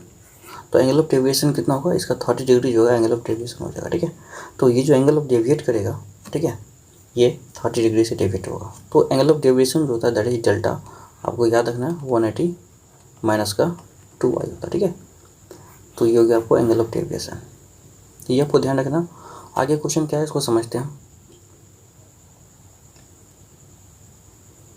A boy is standing in front of plane mirror at a distance of 3 meter from it. What is the distance between the boy and his image? तो सिंपल सी बात है कि इसमें देखिए क्वेश्चन में जो दे रखा है, ठीक है, ये प्लेन मिरर है, तो यहाँ पे मान लीजिए 3 मीटर पे ये लड़का खड़ा है, इसका जो इमेज बनेगा तो ये भी 3 मीटर बाद बनेगा। तो पूछा गया कि distance between the boys and image, इन दोनों के बीच का डिस्टेंस जो है यहाँ पे 6 मीटर हो जाएगा, ठीक है, यहाँ पे, तो ये भी 3 है ये भी 3, टोटल 6 मीटर हो जाएगा, ठीक है, ये ध्यान रखना आपको। तो ये 6 मीटर हो जाएगा सी। 90 की बात करें तो in question 99 if the boy moves 1 metre backward the distance between the image and the boys. तो सिंपल सी बात है यहाँ पे 1 मीटर के बाद 2 हो जाएगा, दैट विल बी 8 हो जाएगा, ठीक है, यहाँ पे। तो 90 का जो आंसर होगा सी कैसे, देखिए अब यहाँ पे 1 मीटर पीछे, पहले 3 पे था, अब 1 पीछे जाएगा तो 4 हो जाएगा, ठीक है। तो ये 4 मीटर का बॉडी बॉय है तो 4 मीटर पे इमेज बनेगा यहाँ पे, है ना। तो दोनों के बीच का जो डिस्टेंस होगा 8 मीटर हो जाएगा, है ना। तो ये आपको ध्यान रखना है। तो 91 में जो क्वेश्चन दे रखा है that is the distance between the extreme position on the periphery of the mirror is called. तो ये एक्सट्रीम पोजीशन का जो होता है ना, ये क्या कहलाता है, यहाँ से ये और ये, है ना, यहाँ से, तो ये जो डिस्टेंस कहलाएगा यहाँ से यहाँ तक उसको एपर्चर कहता है, ठीक है, क्या बोलते हैं, ये एपर्चर, यहाँ से यहाँ तक का जो डिस्टेंस है रिफ्लेक्टिंग सरफेस जो है दैट इज एपर्चर, है ना। तो 91 का जो आंसर होगा दैट इज डी। आगे 92 की बात करें तो 92 में क्वेश्चन दे रखा है यहाँ पे the centre of curvature of a dash mirror is in the front of it. तो 92 की बात कर ले तो इसमें जो क्वेश्चन होगा दैट इज ये कनकेव मिरर की बात करेंगे। तो इसका जो क्या होता है सेंटर ऑफ कर्वेचर होगा तो मिरर के सामने होता है, ठीक है, ये C. The centre of curvature of a dash mirror is behind it. तो ये कन्वेक्स हो जाएगा। कन्वेक्स का जो है इसके जस्ट पीछे होता है, कैसे, तो मान लीजिए ये मिरर है ना, कन्वेक्स है, तो इसमें जो सेंटर ऑफ कर्वेचर होगा तो इसका जो है ये रिफ्लेक्टिंग सरफेस कौन सा होता है, ये होता है ना, पीछे वाला। तो ये रिफ्लेक्टिंग सरफेस ये है, तो यहाँ पे जो होगा ये सी होगा। तो मिरर का जो है ये पीछे होगा, ठीक है, क्योंकि ये आगे फ्रंट ये है, क्योंकि रिफ्लेक्टिंग सरफेस यहाँ पे ही है ना। ये आपको ध्यान रखना रिफ्लेक्टिंग सरफेस है, हम बता रहे हैं। कोटिंग इधर से क्या होता है ना, कन्वेक्स मिरर में कोटिंग इधर से होता है, ठीक है, और यहाँ से सी होता है, और ये बाहर वाला इसका रिफ्लेक्टिंग सरफेस। ये अगर कनकेव मिरर है तो इसमें रिफ्लेक्टिंग सरफेस होगा ये अंदर होगा, बाहर से कोटिंग होता है, ठीक है, ये आपको ध्यान रखना है। वैसे भी ये चीज़ आपको पता ही होगा, बेसिक चीज़ है, आपको नहीं पता तो ये बेसिक वीडियोस का देख लीजिए तो उसमें आपको पता चल जाएगा। तो इसमें क्या होगा, कन्वेक्स हो जाएगा। आगे 94 की अगर बात कर ले तो 94 में क्वेश्चन दे रखा है which of the following correctly display the reflection of ray of light on the spherical mirror। तो स्फेरिकल मिरर में कौन से रे ऑफ लाइट जो है करेक्ट सजेस्ट कर रहा है रिफ्लेक्शन को। तो देखते हैं यहाँ पे क्या है। तो पहला हम देखा यहाँ पे ये जो है प्रिंसिपल एक्सिस के पैरेलल है, तो ये फोकस से पास होना चाहिए, तो ये पहला गलत हो गया। दूसरा क्या रखा है यहाँ पे, ये कन्वेक्स मिरर है, तो इसमें जो होगा यहाँ से लगेगा, यहाँ से आ रहा था लेकिन ये डाइवर्ज हो जाएगा इधर, ठीक है, तो ये दूसरा भी गलत हो गया। तीसरा में ये पैरेलल है, फोकस से पास हुआ, तो ये सही है, ठीक है। तो इसका जो C will be the correct answer. 95 में बात करते हैं कि a ray emerging from the point on the object passing through the center of curvature C striking the normally 90 degree, then the angle of incident is equal to। तो यहाँ पे angle of incident जो होगा यहाँ पे क्या होगा, दैट विल बी 0 डिग्री होगा। क्यों? क्योंकि अगर बात कर ले यहाँ पे तो देखिए यहाँ पे जो नॉर्मल बनेगा ये भी यहाँ बनेगा और ये रे भी इसी तरीके से आ रहा है। देखिए अगर मान लीजिए नॉर्मली कोई रे फॉल करता है ना, यहाँ से ये रे आ गया और यहाँ से नॉर्मल भी होगा, तो दोनों के बीच में जो एंगल होगा दैट विल भी क्या होगा, 0 हो जाएगा, क्योंकि नॉर्मल भी यही है और इंसिडेंट रे भी यही है, दोनों एक दूसरे पर लाइक कर रहा है, तो दोनों के बीच में एंगल कितना हो जाएगा, 0 हो जाएगा। तो इसमें दोनों पैरेलल है तो पैरेलल के बीच में एंगल 0 ही होता है, तो ये बात आपको पता होगा। आगे 96 में क्वेश्चन दे रखा है यहाँ पे, in the question number 95 the angle of reflection is equal to. तो एंगल ऑफ रिफ्लेक्शन 0 होगा, जब एंगल ऑफ इंसिडेंट 0 है तो रिफ्लेक्शन भी क्या होगा, 0 होगा। तो 96 का भी क्या होगा, A will be the correct answer. 97 में देखा कि which of the following mirror is use to concentrate light on a given spot. तो किसी एक स्पॉट पे लाइट को कंसनट्रेट कराना है तो कनकेव मिरर का यूज किया जाता है। 98 में दे रखा है the concave mirror are used in dash. तो कनकेव मिरर का जो यूज़ होता है, कहाँ यूज़ होता है, दैट इज़ ये होता है रिफ्लेक्टिंग टेलीस्कोप, ये भी सही है, और मैजिक लेंटनस ये भी सही है ना, लालटेंस ये भी यहाँ सही है। तो उसके बाद सिनेमा प्रोजेक्टर में भी होता है यूज़, और डी है, इसका सारा हो जाएगा, ठीक है। तो इसमें जो कनकेव मिरर होता है इसका सारा यूज़ होता है यहाँ पे।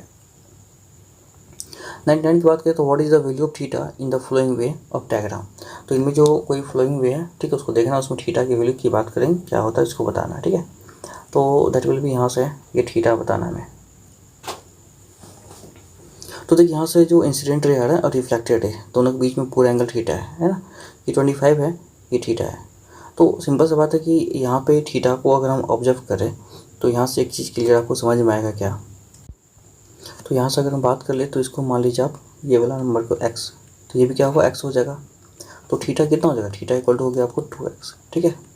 अब एक बात देखिए कि ये जो वैल्यू है ये लाइन ऐसे जा रही है, ठीक है, और ये लाइन ऐसे जा रही है, ये लाइन, तो ये दोनों वर्टिकल अपोजिट एंगल जो है यहाँ पे x कितना होगा, 25 हो जाएगा इससे, तो x इक्वल टू हो गया 25 है ना यहाँ पे। तो x जगह 25 रख लीजिए तो थीटा इक्वल टू कितना होगा, 25 × 2 है ना, तो दैट इज़ 50। तो यहाँ से थीटा जो है 50 डिग्री हो जाएगा, that is correct answer of this question, ठीक है। तो आगे बात करते हैं यहाँ पे कि the angle of reflection in the question 99 में। तो 99 में एंगल ऑफ रिफ्लेक्शन क्या होगा, इसकी बात अगर कर ले तो समझते इसको। देखिए तो यहाँ पे एंगल जो है रिफ्लेक्शन 25 हो जाएगा। क्यों? क्योंकि अगर बात कर लेते हैं यहाँ पे तो ये जो एंगल है ये एंगल ऑफ रिफ्लेक्शन, ये एंगल ऑफ इंसिडेंट है, तो ये एंगल जो है एंगल ऑफ इंसिडेंट और एंगल ऑफ रिफ्लेक्शन, तो r इक्वल टू 25 क्योंकि वर्टिकल अपोजिट एंगल, तो ये हो जाएगा एंगल ऑफ रिफ्लेक्शन जो है 25 degree, that will be the answer of this question. तो आगे क्वेश्चन दे रखा है 100 में, क्वेश्चन क्या है इसको समझते हैं। और dentist has a small mirror of focal length 18 mm है ना, इसका जो फोकल लेंथ है 18 mm है। अच्छा, डेंटिस्ट के पास आपको पता होगा कि कनकेव मिरर होता है, ठीक है। He views the cavity of the tooth of a patient by holding the mirror at a distance of 9 mm। तो ये जो 9 mm पे उसको देख लेता है इस तरीके से from the cavity, okay. Then the magnification of the mirror is, तो मिरर का मैग्निफिकेशन क्या होगा ये आपको ध्यान रखना है। तो सिंपल सी बात है, यहाँ पे f निकल के यहाँ पे है ना, और ये कहाँ देख रहा है, इमेज को देख रहा है, ठीक है यहाँ पे। तो अच्छा, यहाँ से ही views the cavity of the tooth at a patient by holding the mirror at a distance of 9 mm from the cavity। ये जो है ऑब्जेक्ट ये व्यू हो गया, ठीक है, 9 mm पे देखता है यहाँ से। तो मैग्निफिकेशन क्या होगा, यू पता आपको वी निकालने हैं, वी निकालने के बाद तो आपको माइनस वी बाई यू निकालने हैं, तो इस तरीके से होगा। तो इसको चलिए निकाल के हम देखते हैं क्या हो रहा है यहाँ पे आंसर। तो इसमें जो यू दे रखा है कितना दूरी पे देख रहा है वो माइनस का 9 mm पे, ठीक है। फोकल लेंथ दे रखा है यहाँ पे माइनस का 18 mm यहाँ पे। तो हमें पूछा क्या कि यहाँ पे ये m पता करना है, मैग्नीफिकेशन कितना है। तो सिंपल सी बात है, पहले तो हमें यहाँ पे v फाइंड करना पड़ेगा। तो 1/f equal to 1/v plus 1/u होता है फॉर्मूला, मिरर फॉर्मूला, ठीक है। तो हमें v रखना है इधर, u को इधर भेज देते, तो 1/f माइनस का 1/u इक्वल टू 1/v। तो ये फॉर्मूला यूज़ करते हैं यहाँ पे। तो 1/f मतलब 1 माइनस का 18 दे रखा है, ठीक है। और यहाँ पे 1/u माइनस में, तो ये प्लस में हो जाएगा यहाँ पे 1/9, क्योंकि ये माइनस और ये u का भी माइनस प्लस हो जाएगा, इक्वल टू 1/f। अब जब इन दोनों कैल्शियम लेंगे तो 18 होगा, -1 + 2 equal to 1/f, sorry 1/v है यहाँ पे, ठीक है, ये 1/v है, ओके। तो यहाँ पे वैल्यू आएगा 1/18 equal to 1/v। Cross multiply करने से भी आपको आ गया 18, ठीक है। तो मैग्नीफिकेशन होता है -b/u, है ना, इक्वल टू m। तो अगर इसका हम वैल्यू पुट कर ले तो मैग्नीफिकेशन का, तो m equal to -b/u, minus का 18, u कितना है 9, तो ये भी आपको कट के 2। तो इसका जो मैग्नीफिकेशन आएगा that is 2 is the correct answer, ठीक है। तो इसमें जो मैग्नीफिकेशन आ रहा है इसका 2 हो जाएगा आंसर। तो ये B is the correct answer of this question. तो फिर चलिए नेक्स्ट क्वेश्चन देखते हैं। नेक्स्ट क्वेश्चन में क्या दे रखा है यहाँ पे। तो 102 में क्वेश्चन है, in order to produce an image with the magnification m, a concave mirror of focal length f is used. If the object is kept at a distance d from the mirror, then m-1 time f equal to कितना होगा। तो इसको समझते हैं क्या कहना चाह रहा है यहाँ पे। तो इनको समझने के लिए हम क्या करें यहाँ पे, लेट्स से हियर कि मान लेते हैं हमें जो गिवन है कंडीशन, इनको समझते हैं। यहाँ पे कनकेव मिरर दे रखा है, इसका फोकल लेंथ कितना है, कनकेव मिरर का फोकल लेंथ जो है दे रखा है f, ठीक है। तो focal length equal to F है, ठीक है। यहाँ पे दूसरी बात करते हैं, यहाँ पे यू जो है ये दे रखा है डी, मतलब जो ऑब्जेक्ट रखा गया है डी डिस्टेंस पे, तो यू की जगह पे क्या डी हो जाएगा, ओके। तो हमें पूछा गया था यहाँ पे कि जो वैल्यू होगा, किसका वैल्यू, ये m-1 टाइम एफ, इसका वैल्यू क्या होगा। तो that is m-1 time F, ये क्या होगा इसको समझना है। तो सबसे पहली बात तो हमें जो पता होता है यहाँ पे m तो पता है मैग्नीफिकेशन है, साढ़े का जो सिंबल आपको ऑलरेडी पता होगा, और m इक्वल टू होता है माइनस का b/u, ठीक है, ये भी बात आपको पता होगा। तो इसमें हम अगर यूज़ कर लें यहाँ पे सारे जो कंडीशन है, तो आपको मिरर फॉर्मूलाज क्या होगा, according to mirror formula 1/f equal to 1/p plus 1/u, ये बात आपको पता होगा यहाँ से।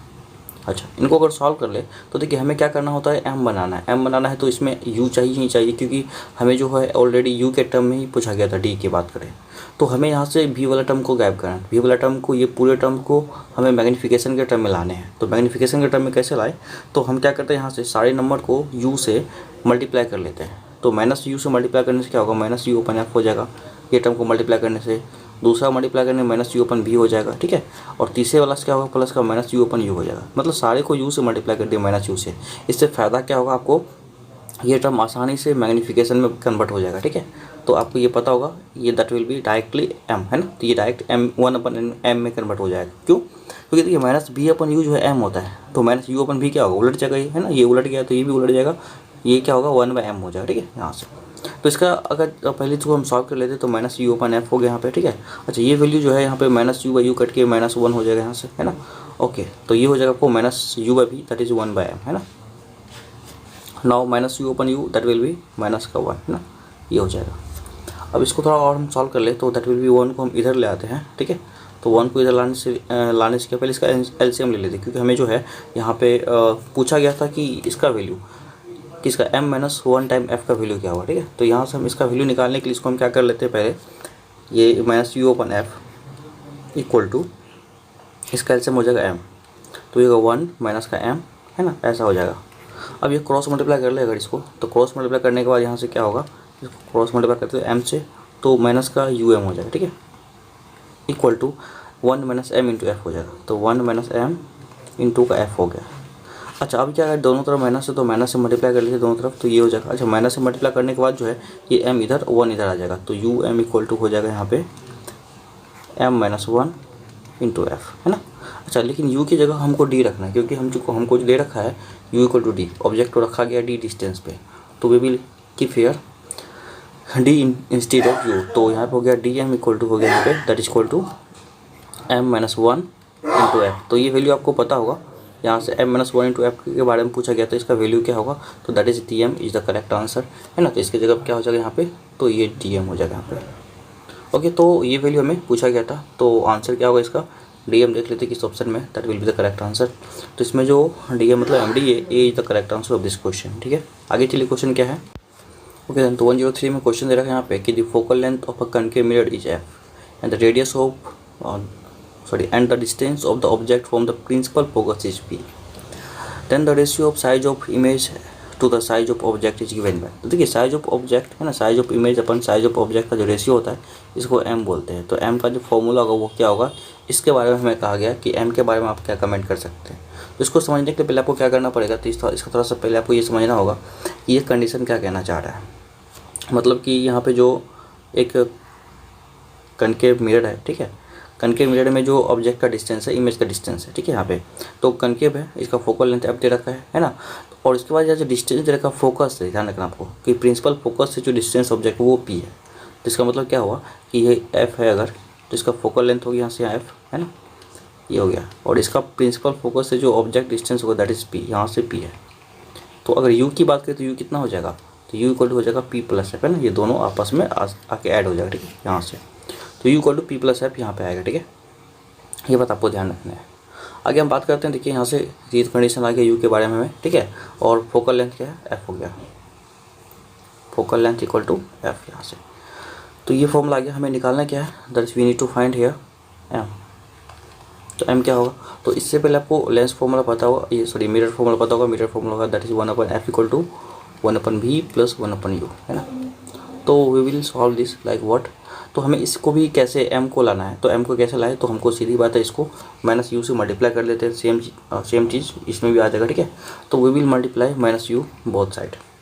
तो इससे कंडीशन क्या होने वाला है, इससे कंडीशन होने वाला है क्या कि हमें एक टर्म ये v/u, ये v वाला कंडीशन गायब हो जाता है, तो फी हमें नहीं रहता है। तो इससे हमें इजीली वे में m के वैल्यू ये जो है टर्मिनेट आ जाता है, मतलब आ जाएगा। तो minus U upon F equal to minus U upon v plus का माइनस यू अपन है ना, ये सारे नंबर माइनस यू से मल्टीप्लाई हो गया। अब अगर बात कर ले यहाँ पे, तो let's see here minus U upon F जो है यहाँ पे, तो ये रहेगा ही, ओके। अच्छा, माइनस यू अपन भी की बात करें तो ये 1/m हो जाएगा, ठीक है। क्यों, क्योंकि माइनस v/u जो था वो m होता है, ठीक है। तो ये उल्टा है, माइनस यू अभी, तो दैट इज 1/m, है ना। और ये हो गया आपको माइनस का 1 यहाँ से कैंसिल होने का, ठीक है। तो इसका -1 जो है ये इस साइड आ जाएगा, तो -1 इस साइड आएगा, तो माइनस यू अपन एफ, है ना, और प्लस का 1 इक्वल टू आ गया आप यहाँ पे 1/m। हमें m की बात करना था, m निकालना, तो इसको पहले हम उल्टा देंगे, ये उल्टाने के लिए तो बाद में कर लेंगे, उल्टा देंगे। तो पहले हमें क्या होगा, ये हमको निकाल लेते हैं, इसका एलसीएम लेके, तो एलसीएम लेके हो जाएगा f minus you plus F, है ना, यहाँ से इक्वल टू 1/m। तो जब इसको उल्टाएंगे हम यहाँ पे, तो पहले हम यहाँ वैल्यू पुट कर लेते हैं u और f का। तो u के बारे में आपको पता है, u का जो है यहाँ से वैल्यू क्या था, u जो है यहाँ पे p प्लस एफ है ना, तो u equal to p plus F. तो u की बात कर ले यहाँ पे, तो that is p plus F हो जाएगा, है ना। और यहाँ पे प्लस का f हो गया बाहर में, ठीक है, और divided by f equal to 1/m। तो इसको हम अगर फिर से निकाल ले तो माइनस का p माइनस का f हो गया, है ना, एंड प्लस का f हो गया यहाँ पे इक्वल टू f हो गया इक्वल टू 1/m हो गया। तो ये f से f कट जाएगा, है ना, यहाँ से। तो माइनस p अपन f की बात कर ले, तो minus p upon f equal to हो गया आपको 1/m। हमें m की बात किया गया तो m उल्टा, m के लिए पूरा वैल्यू इन्वर्ट हो जाएगा, तो m इक्वल टू हो जाएगा यहाँ से f/p, ठीक है, माइनस का। तो f/p will be the value of m यहाँ से। तो देखते हैं क्या है यहाँ पे, जो भी ऑप्शन दे रखा वो हो जाएगा। तो आपको समझ में आया कैसे करना चाहिए, है ना। इस तरीके से आप इसको सॉल्व कर सकते हैं, लाइक व्हाट, ये आप बना सकते हैं इसको, ठीक है, इसमें कोई दिक्कत नहीं है। तो इस तरीके से आप इसको देखिए, u का वैल्यू आ गया मेरे पास, उसके बाद ऐप पता ही है ना। तो ये सारे वैल्यू हम प्रीवियस टाइम जैसे किए थे इस टाइम अभी यूज़ कर सकते हैं। यूज़ करने के बाद हमें ये सारे वैल्यू निकल गया, ठीक है। तो इस तरीके से हम इसको सॉल्व कर सकते हैं, ओके। आगे चलते नेक्स्ट क्वेश्चन जो दिया हुआ इसमें, उसको देखते हैं क्या है, ठीक है। यहाँ पे तो इसमें जो आपको आएगा कि जो ऑप्शन आने वाला है दैट शुड बी, कौन सा वैल्यू आएगा, ये f/p जो है ये A is the correct answer, ठीक है इसका। तो that will be A is the correct answer of this question. चलिए फिर आगे क्वेश्चन क्या समझते हैं उसको। तो क्वेश्चन दे रखा 104 में, the which of the following can't produce a virtual image, इनमें से कौन सा जो है वर्चुअल इमेज नहीं प्रोड्यूस कर सकता है। तो ए प्लेन मिरर तो क्या प्लेन मिरर नहीं कर सकता? ये तो करेगा, है ना। कन्वेक्स ये भी कर सकता है, कनकेव और ये भी कर सकता है वर्चुअल इमेज। तो ऑल ऑफ द इसका करेक्ट आंसर हो जाएगा, ठीक है। तो D will be the correct answer of this question, मतलब सारे वर्चुअल इमेज प्रोड्यूस कर सकते हैं।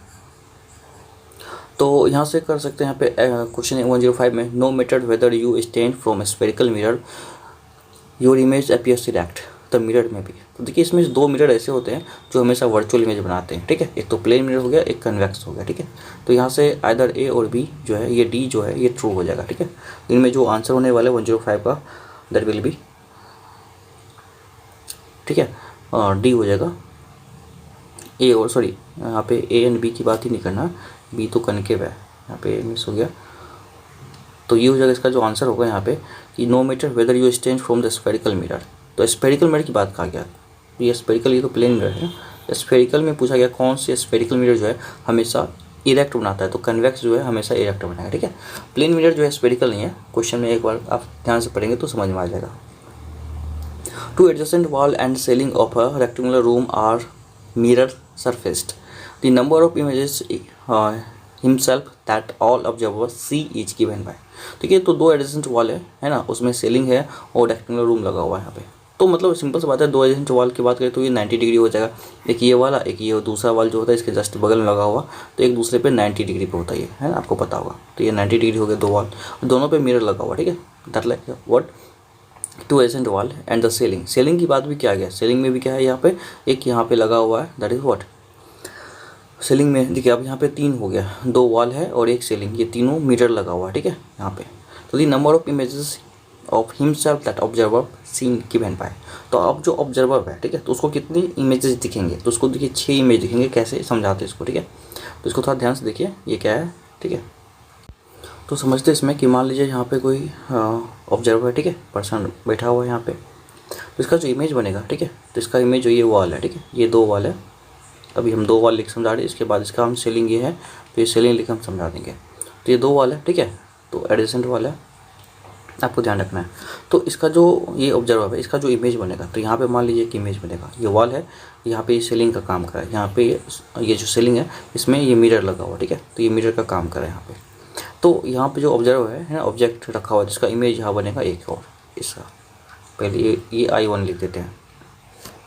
फिर इसका जो है यहाँ पे इतना दूरी पे है ना, यहाँ से इसका इतना दूरी पे यहाँ पे एक और इमेज बनेगा, दैट इज I2। तो ये हो गया यहाँ पे I2, ठीक है, ओके। फिर क्या होगा, इनके कॉर्नर है जस्ट इन दोनों का, इसका यहाँ और इसका यहाँ, दोनों एक दूसरे का, ये जो इमेज होगा ना, ये इस वॉल के लिए यहाँ पे ये जो इमेज होगा ये इस वॉल के लिए, मिरर के लिए ऑब्जेक्ट का काम करेगा, और ये इस यहाँ पे इस मिरर के लिए इसका जो है ये ऑब्जेक्ट होगा। तो इनका इमेज यहाँ बनेगा और इनका इमेज यहाँ बनेगा, दोनों एक जगह कोलाइड कर जाएगा, है ना। तो कोलाइड जो कर जाएगा तो इसके लिए हम क्या करेंगे यहाँ पे, तो डायरेक्ट हम यूज़ कर लेते हैं इनकी जगह, यहाँ जो यूज़ कर लेंगे यहाँ पे, दैट इज़ I3 बनेगा, ठीक है यहाँ पे। तो ये I3 हो गया यहाँ पे। अच्छा, अब 3 यहाँ पे इमेज बन चुका है, ठीक है। अब यहाँ पे वॉल की बात कर दी है, मेरा सीलिंग है,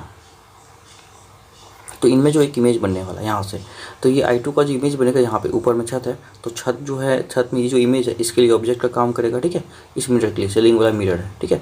तो यहाँ पे इसका एक इमेज बनेगा, तो दैट इज मान लेते हैं ये I4 होगा, तो ये I4 होगा, मतलब ऑब्जेक्ट जो है नीचे में रखा हुआ है यहाँ पे, ठीक है, ये ऑब्जेक्ट जो है सीलिंग में नीचे में यहाँ पे रखा हुआ I4 होगा। अच्छा, ये जो इमेज होगा I3, इसके लिए ये I4 का, ये I5 का काम करेगा, ठीक है, यहाँ से, मतलब ये इमेज इसके लिए मतलब ऑब्जेक्ट बन जाएगा इस मिरर के लिए। तो यहाँ भी एक इमेज बनेगा I5, और फिर उसी तरीके से यहाँ पे एक और भी बनेगा यहाँ पे इमेज, ये हो गया I6, है ना। तो टोटल इमेज कितने बनेंगे, ये आपको 6 इमेज बनेंगे, ठीक है। तो टोटल 6 इमेज बनेंगे यहाँ पे, 6 इमेज। तो इस तरीके से आपको ध्यान रखना कि जब एक दो वॉल हो, ठीक है, उसके साथ एक सीलिंग भी लगा हो, तो उसमें जो है जितने इमेज बनेंगे उसका दुगुना हो जाएगा इससे, ठीक है। एक मिनट के आने से उसका सारे इमेज का दुगुना इमेज बन जाता है यहाँ पे, ठीक है। तो ये आपको ध्यान रखना है। तो आगे बात करते हैं, नेक्स्ट क्या है क्वेश्चन। ओके, तो क्वेश्चन दे रखा है यहाँ पे, image form by convex spherical mirror. Convex spherical mirror हमेशा वर्चुअल इमेज बनाता है, ये आपको ध्यान रखना है। 108 की बात करें तो diminished virtual image can be obtain only in the case of, तो हमेशा याद रखिए डायमिनिश्ड इमेज हमेशा कन्वेक्स मिरर ही बनाता है, प्लेन मिरर इक्वल साइज का बनाता है और कनकेव मैग्नीफाइड बनाता है, ठीक है, और कन्वेक्स जो है हमेशा डायमिनिश्ड बनाता है। आगे 109 में क्वेश्चन दे रखा, can a plane mirror ever form a real image. क्या कोई प्लेन मिरर कभी इमेज बना सकता है? कौन सा? रियल। तो आपको पता होगा कि प्लेन मिरर जो है कभी भी नहीं बनाता, ठीक है। लेकिन एक और कंडीशन है जब बनाता है तब, ऑब्जेक्ट क्या होना चाहिए, वर्चुअल होना चाहिए। ये ऑब्जेक्ट वर्चुअल क्या है, इसके लिए आपको थोड़ा सा टाइम दीजिए, इसके बाद हम आगे जो बताएंगे इसके जस्ट बाद इंपॉर्टेंट पॉइंट्स जब है, या फिर हम आगे इसको लेक्चर वीडियो में बताएं कि आप लेक्चर वीडियो देख सकते हैं इससे, है ना। तो आप ऐसे सर्च मार लीजिए NS क्लासेस पूर्णिया या फिर नवनीत प्रेम पूर्णिया रिफ्लेक्शन ऑफ लाइट। तो इसमें जितने भी रिफ्लेक्शन ऑफ लाइट का पार्ट होगा उसमें, ठीक है, उसमें आपको पता चलेगा कि यहाँ पे हम इसके बारे में वर्चुअल ऑब्जेक्ट के बारे में बता चुके हैं। तो जब ऑब्जेक्ट वर्चुअल हो तो इमेज रियल बनाता है प्लेन मिरर, ये आपको ध्यान रखना है। ओके, तो हम बात करते हैं नेक्स्ट इसमें क्या है उसको समझते हैं यहाँ पे। तो क्वेश्चन नंबर 1010 में क्या रखा है, when two plane mirrors are placed parallel and facing each other and an object kept in between them, we get infinity images, but actually only a few images are visible because the intensity of images are। तो देखिए इसमें simple सा बात है कि intensity जो होता है, एक मिरर का जो इमेज बना वो दूसरे के लिए इमेज का काम करेगा, मतलब दूसरे मिरर में जो इमेज बनेगा वो तीसरे मतलब दूसरे मिरर के लिए ऑब्जेक्ट का काम करेगा, ठीक है। तो जो फॉर्मेशन ऑफ इमेज होता है चलते रहता है। अगर मान लीजिए दो मिरर को पैरेलली रख दिया गया है, इसके बीच में अगर ऑब्जेक्ट रख दे तो इसमें एक्चुअली इन्फिनिटी इमेज दिखेगा, है ना। इसमें जो भी इमेज होगा वो इसके लिए ऑब्जेक्ट हो जाएगा, फिर इसमें जो इमेज बनेगा वो इसके लिए ऑब्जेक्ट होगा। तो ये ऐसे चलते चलते इन्फिनिटी बनेगा। लेकिन क्या होगा कि लाइट जो टकराता है तो कुछ ना कुछ परसेंटेज उसका अब्जॉर्ब हो जाता है, तो जिससे क्या होगा ये डिक्रीज हो जाता है इसका रिफ्लेक्शन के बाद, ठीक है, इंटेंसिटी। तो ये आपको ध्यान रखना है। आगे बात करता है law of reflection are true for. तो लॉ ऑफ रिफ्लेक्शन जो है कि आपको पता है कि सारे टाइप ऑफ मिरर के लिए वैलिड होते हैं, सारे टाइप्स ऑफ रिफ्लेक्टिंग सरफेस के लिए वैलिड होते हैं। तो 112 में है कि in the case of normal incident the angle of reflection is. तो जब नॉर्मल इंसिडेंट हो रहा है ना तो एंगल ऑफ रिफ्लेक्शन की अगर बात करें तो ये 0 होगा। ऐसे देखिए जब नॉर्मल इंसिडेंट हो रहा है, ये आ रहा है ऐसे रे, और रे भी ऐसे जाएगा, है ना, आया ऐसे गया ऐसे, तो नॉर्मल भी ऐसे होता है ना। तो दोनों पैरेलल हो गया, पैरेलल का बीच एंगल 0, इस तरीके से ये हो गया आपको 0 डिग्री। 130 की बात करते हैं यहाँ पे। तो इसमें क्वेश्चन दे रखा है in case of normal incidence the sum of angles of incident and reflection is. वो भी 0 होगा क्योंकि आया नॉर्मली आया, है ना, आया तो एंगल आई हो गया 0 और आर हो गया 0, है ना। तो आई और आर दोनों मिला कितना हो 0 हो जाएगा, तो दैट इज ऑल्सो 0। 114 में क्वेश्चन दे रखा है यहाँ पे a square of wire 3 cm is placed 20 cm away from the concave mirror and focal length 10 cm।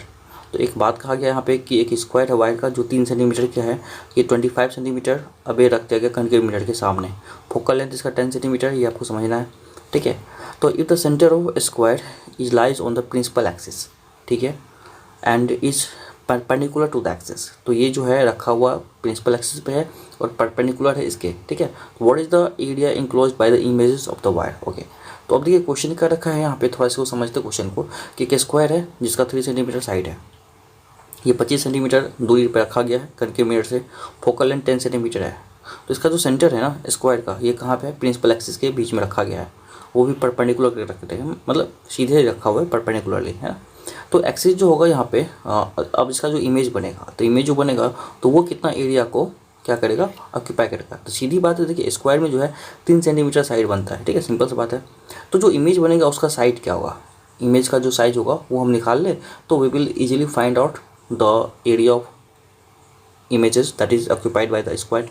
तो सीधी सी बात है, इसको समझते हैं हम क्या है यहाँ पे। देखिए तो अगर मान लेते हैं यहाँ पे एक मिरर है that is given to us, ठीक है। तो मिरर आपको ध्यान रखना, याद रखिए मिरर जो है कनकेव है, ठीक है, यहाँ पे आपको ध्यान रखना मिरर कौन सा है, कनकेव है ना, और 3 सेंटीमीटर इसका साइड है। तो हम पहले ऑब्जेक्ट की बात करें तो ऑब्जेक्ट कौन सा है, यहाँ पे हाइट ऑफ ऑब्जेक्ट जो होगा दैट इज 3 सेंटीमीटर होगा, ठीक है। क्यों, क्योंकि हमें जो साइड दे रखा है यहाँ पे स्क्वायर के बारे में जो साइड दे रखा है ये 3 सेंटीमीटर के बारे में कहा गया है, ठीक है, यहाँ से। ओके, आगे हम बात कर लें यहाँ पे, तो नेक्स्ट ओके, तो एच हो गया 3 सेंटीमीटर, ध्यान रखना क्योंकि आपको ऐसे रखा गया है ये स्क्वायर की साइड को मिरर के सामने, ठीक है, यहाँ से। तो मिरर के सामने प्रिंसिपल एक्सिस ऐसे रखा गया, तो ये हाइट हो गया यहाँ से 3 सेंटीमीटर, ठीक है। तो ये हम हाइट 3 सेंटीमीटर ले लिए, इसी का काम पड़ेगा हमको आगे, और कोई काम इसका है नहीं ज़रूरत, ठीक है। उसके बाद इसका फोकल लेंथ है, फोकल लेंथ जो कहा गया यहाँ पे 10 सेंटीमीटर है, ठीक है। अच्छा, अब कनकेव मिरर है तो कनकेव में फोकल लेंथ नेगेटिव होता है, तो ये आपको ध्यान रखना है। तो यहाँ पे फोकल लेंथ 10 सेंटीमीटर है, ये नेगेटिव होगा, ठीक है। अच्छा, ऑब्जेक्ट डिस्टेंस 25 सेंटीमीटर है, तो यू जो है यहाँ पे क्या होगा 25 centimetre, that will B you हो गया माइनस का 25 सेंटीमीटर, है ना। अच्छा, हमें निकालना पहली बात भी निकाल लेंगे, फिर हमें एच आई निकाल लेंगे, ठीक है। तो भी निकलेगा पहले, तभी हम एच आई निकाल सकते हैं। तो उसके लिए हमें मिरर फॉर्मूला यूज़ करना पड़ेगा, कौन सा, 1/f = 1/b + 1/u, है ना। तो ये 1/f कितना है, दैट इज़ 1/10, है ना, माइनस में, और ये प्लस का इक्वल टू 1/b, 1/f ही आ गया यहाँ पे, माइनस का 1/10। 1/b की अगर बात कर ले तो 1/b कितना आने वाला है यहाँ पे, दैट इज़ वॉट, ये तो पता ही नहीं 1/b कितना होगा। और 1/u की बात कर ले तो 1/u 25 है, ठीक है। तो ये माइनस में रहेगा, यहाँ पे ध्यान रखना है। तो ये प्लस माइनस माइनस हो जाएगा, आपको ये ध्यान रखना है। तो यहाँ पे चाहे तो आप माइनस डायरेक्टली लिख दीजिए, दोनों हटा के यहाँ माइनस लिख दीजिए, या फिर हम इसको इरेज करके यहाँ पे माइनस लिख देते हैं, ओके। तो ये होगा आपको 1/b माइनस का 1/25। अब ये 25 इधर जाएगा तो माइनस में आ जाएगा यहाँ पे, है ना। ये इधर माइनस में, इधर प्लस में आ जाएगा, तो 1/10 इधर माइनस में है, और प्लस का 1/25 आएगा, ठीक है, इक्वल टू 1/b। इसको अगर हम सॉल्व कर ले तो 25 और 10 कैल्शियम जो है आपको पता हो कितना आता है, दैट इज़ 50 आएगा यहाँ पे। तो ये माइनस का 5 और ये प्लस का 2 आ जाएगा, ठीक है। यहाँ पे क्या 25 2 जा 50, तो ये प्लस का 2 आ जाएगा, इक्वल टू 1/b। तो इसको हम सॉल्व कर ले तो दैट इज़ व्हाट, कितना आ रहा है मेरे पास, -5 + 2 that is -3/50 equal to 1/b। तो देयरफॉर भी कितना होगा, तो भी इक्वल टू आ गया आपको यहाँ से माइनस का 50/3, है ना। तो माइनस का 50/3 आ गया आपको यहाँ से भी। लेकिन हमें क्या चाहिए था, H I and H O की बात कर रहे, तो एच आई अपन एच ओ होता है माइनस का v/u, ठीक है। तो इसमें हम सारे वैल्यू को पुट कर लेते हैं। एच आई कितना मेरे पास ये तो पता ही नहीं, है ना, लेकिन एच ओ पता है 3 है, माइनस का v पता है कितना, माइनस का 50 हो गया बाय 3, है ना। और u की बात करें, u कितना है, ये भी आपको u दे रखा है, स्टार्टिंग में ही हम u ये दे रखे थे 25, यहाँ पे u की बात करें तो दैट इज़ -25 है। ये दो कैंसिल हो जाएगा यहाँ पे, है ना। तो अगर बात कर ले एच आई की बात, H I upon H O 3 equal to, पहले इसको हम सॉल्व कर लेते हैं, -50 अपन 3 नीचे आ जाएगा इंटू 25, है ना। ये 3 कैंसिल हो जाएगा यहाँ पे, ये 2 हो जाएगा, माइनस का 2। तो एच आई इक्वल टू आ गया आपको 2 जो आ गया, तो ये 2 साइड हो गया इसका स्क्वायर का, मतलब हाइट जो होगा स्क्वायर की वो 2 सेंटीमीटर होगा। तो इसका जो हाइट हो गया 2 सेंटीमीटर, तो साइड हो गया 2 सेंटीमीटर। तो हम एरिया निकाल लेते हैं। एरिया इक्वल कितना होगा, 2 × 2 दैट इज़ 4 cm², ठीक है। तो यहाँ से जो एरिया होगा स्क्वायर का दैट विल बी 4 cm²। तो जो एरिया ऑक्यूपाई करेगा स्क्वायर वो 4 सेंटीमीटर का होगा एरिया, ठीक है। तो आई थिंक ये बात आपको समझ में आया होगा। अगर नहीं तो एक बार क्लियरली फिर से आप वीडियो को रिपीट करके देख लीजिए, आपको समझ में आ जाएगा, कोई इसमें टफ बड़ी बात नहीं था, ठीक है। तो इसका जो आंसर होगा बी होगा, ठीक है, ये आंसर। अब आगे 150 में क्वेश्चन दे रखा है, multiple images are formed by thick plane mirror. देखिए इसमें क्या रखा है कि बहुत सारे इमेजेस बन रहे हैं, कहाँ पे, थिक प्लेन मिरर के द्वारा। विच of the following is a brightest of all the images. तो सिंपल सी बात है, इसमें जो है सबसे ब्राइटेस्ट कौन होगा, ठीक है, दूसरा वाला। क्यों, अब इसका रीज़न समझिए। जब भी मल्टीपल इमेजेस बन रहा है एक थिक प्लेन मिरर के द्वारा, तो इसमें जो है सबसे ब्राइटेस्ट दूसरा क्यों होगा। ये देखिए यहाँ पे क्या हो रहा है, ये ऑब्जेक्ट है, ठीक है। तो इससे जो है मल्टीपल इमेजेस फॉर्म हो रहा है, एक थिक प्लेन मिरर है।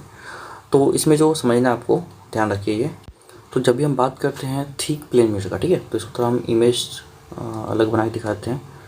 थिक प्लेन मिरर में क्या होगा समझिए बात को, ठीक है। तो let's see here it is a thick plane mirror, ठीक है, ये थिक प्लेन मिरर है, ठीक है। इनमें 2 फेस है, एक तो ये पहला बात जो ग्लास लगा हुआ है ना, और ये यहाँ पे सिल्वर लगा हुआ है, ये सिल्वर और ये यहाँ पे ग्लास। तो यहाँ पे कोई भी ऑब्जेक्ट होगा, ठीक है, तो ये ऑब्जेक्ट यहाँ पे 2 रिफ्लेक्शन काम करेगा यहाँ पे। पहला बात तो ग्लास से रिफ्लेक्ट होगा, ठीक है, तो ग्लास से रिफ्लेक्ट होके, ठीक है, ये यहाँ पे एक इमेज बनेगा कुछ दूर में इसमें। दूसरा सिल्वर से क्या होगा, यहाँ पे रिफ्लेक्ट होकर फिर यहाँ पे इमेज बनेगा। तो दूसरा इमेज होगा क्योंकि सिल्वर से रिफ्लेक्शन हुआ है दूसरा में, तो इसमें जो बहुत सारी लाइट क्या होगा यहाँ पे कम्प्लीटली रिफ्लेक्ट हो जाते हैं। तो रिफ्लेक्ट होने की वजह से यहाँ पे 2 इमेज बनेगा। तो सेकेंड वाला जो बनेगा ये सिल्वर से रिफ्लेक्ट होकर बनेगा, तो that will be the brightest image, ठीक है। तो ये आपको ध्यान रखना है। चलिए नेक्स्ट क्वेश्चन क्या करता है उसको समझते हैं फिर यहाँ पे। तो इसका जो आंसर हो जाएगा second will be the correct answer. आगे क्वेश्चन 116 में क्या रखा है, a plane mirror is place vertically facing due to north, है ना। तो एक प्लेन मिरर है नॉर्थ फेस करके है, ठीक है, यहाँ पे। तो मान लेते हैं ये नॉर्थ हो गया यहाँ से, ठीक है, ये नॉर्थ है, यहाँ से नॉर्थ फेस किया हुआ है, ये प्लेन मिरर है। ये कोडिंग किया हुआ है यहाँ पे, ठीक है, ध्यान रखना आपको, ठीक है। तो यहाँ से थोड़ा इसको हम हटा के यहाँ से कर लेते हैं, कोई दिक्कत नहीं है। ओके, तो मान लेते हैं यहाँ से एक मिरर है, ये नॉर्थ की ओर मतलब फेस किया हुआ है, यहाँ से ये पीछे जो है ये जो आपको लाइनिंग दे रखा है यहाँ से कोटिंग किया हुआ है, नॉर्थ है। Okay, an arrow pointing north east, कि आपको यहाँ पे मैप समझ में आता होगा, ये नॉर्थ है, ये साउथ है, ये ईस्ट है ना, ये वेस्ट है, तो नॉर्थ ये फेस किया हुआ है। An arrow pointing north east is kept in the front of mirror, तो नॉर्थ ईस्ट को मतलब एक यहाँ पे एरो है जो नॉर्थ ईस्ट फेस किया हुआ है, ठीक है, तो ये नॉर्थ ईस्ट हो गया यहाँ से, ये नॉर्थ ईस्ट हो गया। ओके, तो मिरर में जो बनेगा, मिरर में जो इमेज बनेगा वो ऐसा इमेज बनेगा, ठीक है। यहाँ से आपको पता होगा मिरर में कैसे इमेज बनेगा, ये ऐसा इमेज बनेगा यहाँ से, जब एरो ऐसा होगा, ठीक है, यहाँ से ऐसे कर रहा है तो इमेज ऐसा बनेगी, आपको पता होगा यहाँ से। ओके, तो पूछा क्या, what is the in which direction will be the arrow point in the image, तो इमेज हो गया साउथ ईस्ट डायरेक्शन, ठीक है, तो यहाँ से क्या होगा साउथ ईस्ट डायरेक्शन, तो इसका जो बी 116 का बी करेक्ट आंसर होगा, ठीक है, तो ये आपको ध्यान रखना है। आगे चलिए, नेक्स्ट क्वेश्चन दे रखा है, उसको समझते हैं हम क्वेश्चन में क्या है। ओके, तो 117 में क्वेश्चन है, थोड़ा सा ब्लर है, देखिए हम पढ़ के सुनाते हैं, आप समझ लीजिए। तो when object mirror is rotated through a certain angle, the reflected ray turns through twice as much as an size of the image. ठीक है, सिंपल सी बात है कि अगर प्लेन मिरर को रोटेट किया जाए तो रिफ्लेक्टेड रे तो क्या होगा, टर्न हो जाएगा ट्वाइस, लेकिन साइज जो होगा ऑब्जेक्ट का ये क्या होगा, that will remain same, size में कोई फ़र्क नहीं पड़ता है, ये आपको ध्यान रखना है। मतलब क्वेश्चन कह रखा था कि अगर एक प्लेन मिरर को रोटेट किया जाए किसी एंगल से तो रिफ्लेक्टेड रे टर्न हो जाता है ट्वाइस, ठीक है, लेकिन साइज क्या होगा, तो साइज सेम रहेगा, आपको ध्यान रखना है। 118 की बात करें, ray optics is based on assumption that light travels, तो रे ऑप्टिक्स की अगर बात करें तो इसमें लाइट हमेशा क्या हो जाएगा, एलोंग स्ट्रेट लाइन में, आपको बात करना है, लाइट हमेशा स्ट्रेट लाइन में ट्रेवल करता है रे ऑप्टिक्स में। वेव ऑप्टिक्स में बात करेंगे, लाइट मुड़ता है, बैंड होता है, डिफ्रैक्ट होता है लाइट का, वो हमें 12th में पढ़ने हैं। 109 की बात करें तो इसमें देखा है, images form by convex mirror each only 1/3 of the size of object, if the focal length of the mirror is 12 centimetre then image form will be, क्या होगा, समझते इसको बात को क्या है। तो इमेज जो फॉर्म हो रहा है कन्वेक्स मिरर में ये 1/3 हो रहा है, ठीक है, तो हाइट ऑफ ऑब्जेक्ट जो हो गया यहाँ पे 1/3 ऑफ हाइट ऑफ ऑब्जेक्ट, ठीक है, ये बात कर रखा है। तो इमेज जो बन रहा है 1/3 है हाइट ऑफ ऑब्जेक्ट के, यहाँ तक क्लियर बात है। कन्वेक्स मिरर है तो वो भी छोटा ही होगा, ये बात क्लियर है। If the focal length of the mirror is 12, F हो गया यहाँ पे 12 सेंटीमीटर, ठीक है। तो इमेज फॉर्म, तो इमेज कहाँ बनेगा ये आपको बताना है, मतलब वी क्या होगा ये फाइंड करना है। तो चलिए इसको हम समझते हैं क्या यहाँ पे है। तो एच आई जो दे रखा हमें यहाँ पे, H I equal to that is H O upon into 1/3, तो इसको हम चाहे तो एच आई अपन एच ओ लिख सकते हैं, H I upon H O equal to क्या हो गया 1/3, है ना, एच आई अपन एच ओ 1/3 हो गया।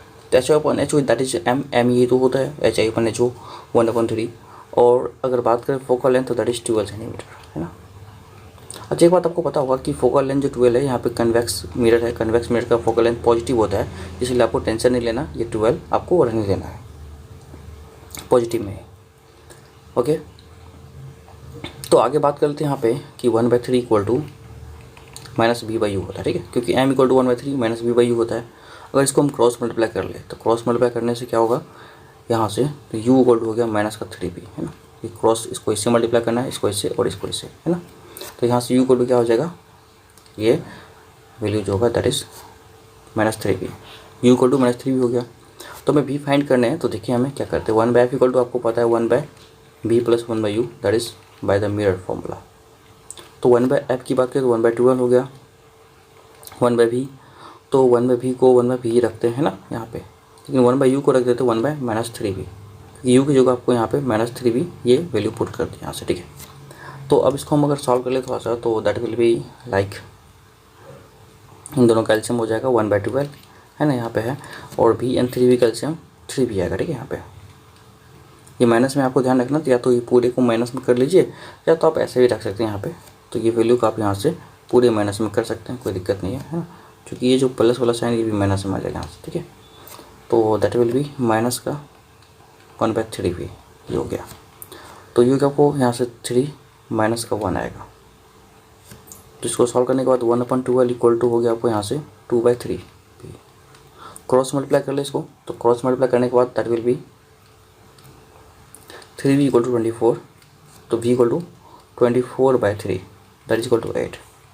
तो v will be equal to 8। तो यहाँ से जो v 8 का मतलब क्या होगा कि जो इमेज बनेगा वो वर्चुअल होगा और 8 सेंटीमीटर की दूरी पे बनेगा, ठीक है। तो यहाँ से v will be equal to 8, ये आंसर हो जाएगा, ठीक है इसका। तो फिर चलते नेक्स्ट क्वेश्चन क्या देखिए, इसका होगा 8 सेंटीमीटर बिहाइंड द मिरर, तो 119 का ये हो जाएगा आंसर। 120 की बात करें तो a beam of light incident on a plane mirror forms a real images on reflection. तो इसमें एक लाइट आ रहा है, ठीक है, सिंपल सा बात है, और यहाँ पे एक प्लेन मिरर पा रहा है, एक रियल इमेज बना रहा है, ये भी आपको ध्यान रखना, दैट फॉर्म रियल इमेज, ठीक है। तो इंसिडेंट बीम क्या होना चाहिए, तो incident beam that will be like what, convergent होना चाहिए, ठीक है, ये ठीक है, मतलब ऐसे और ऐसे बीम आएंगे तो that will be forms here real image. इस तरीके से आपको यहाँ पे ध्यान रखना है, ठीक है। तो next that will be convergent, ये आंसर हो जाएगा।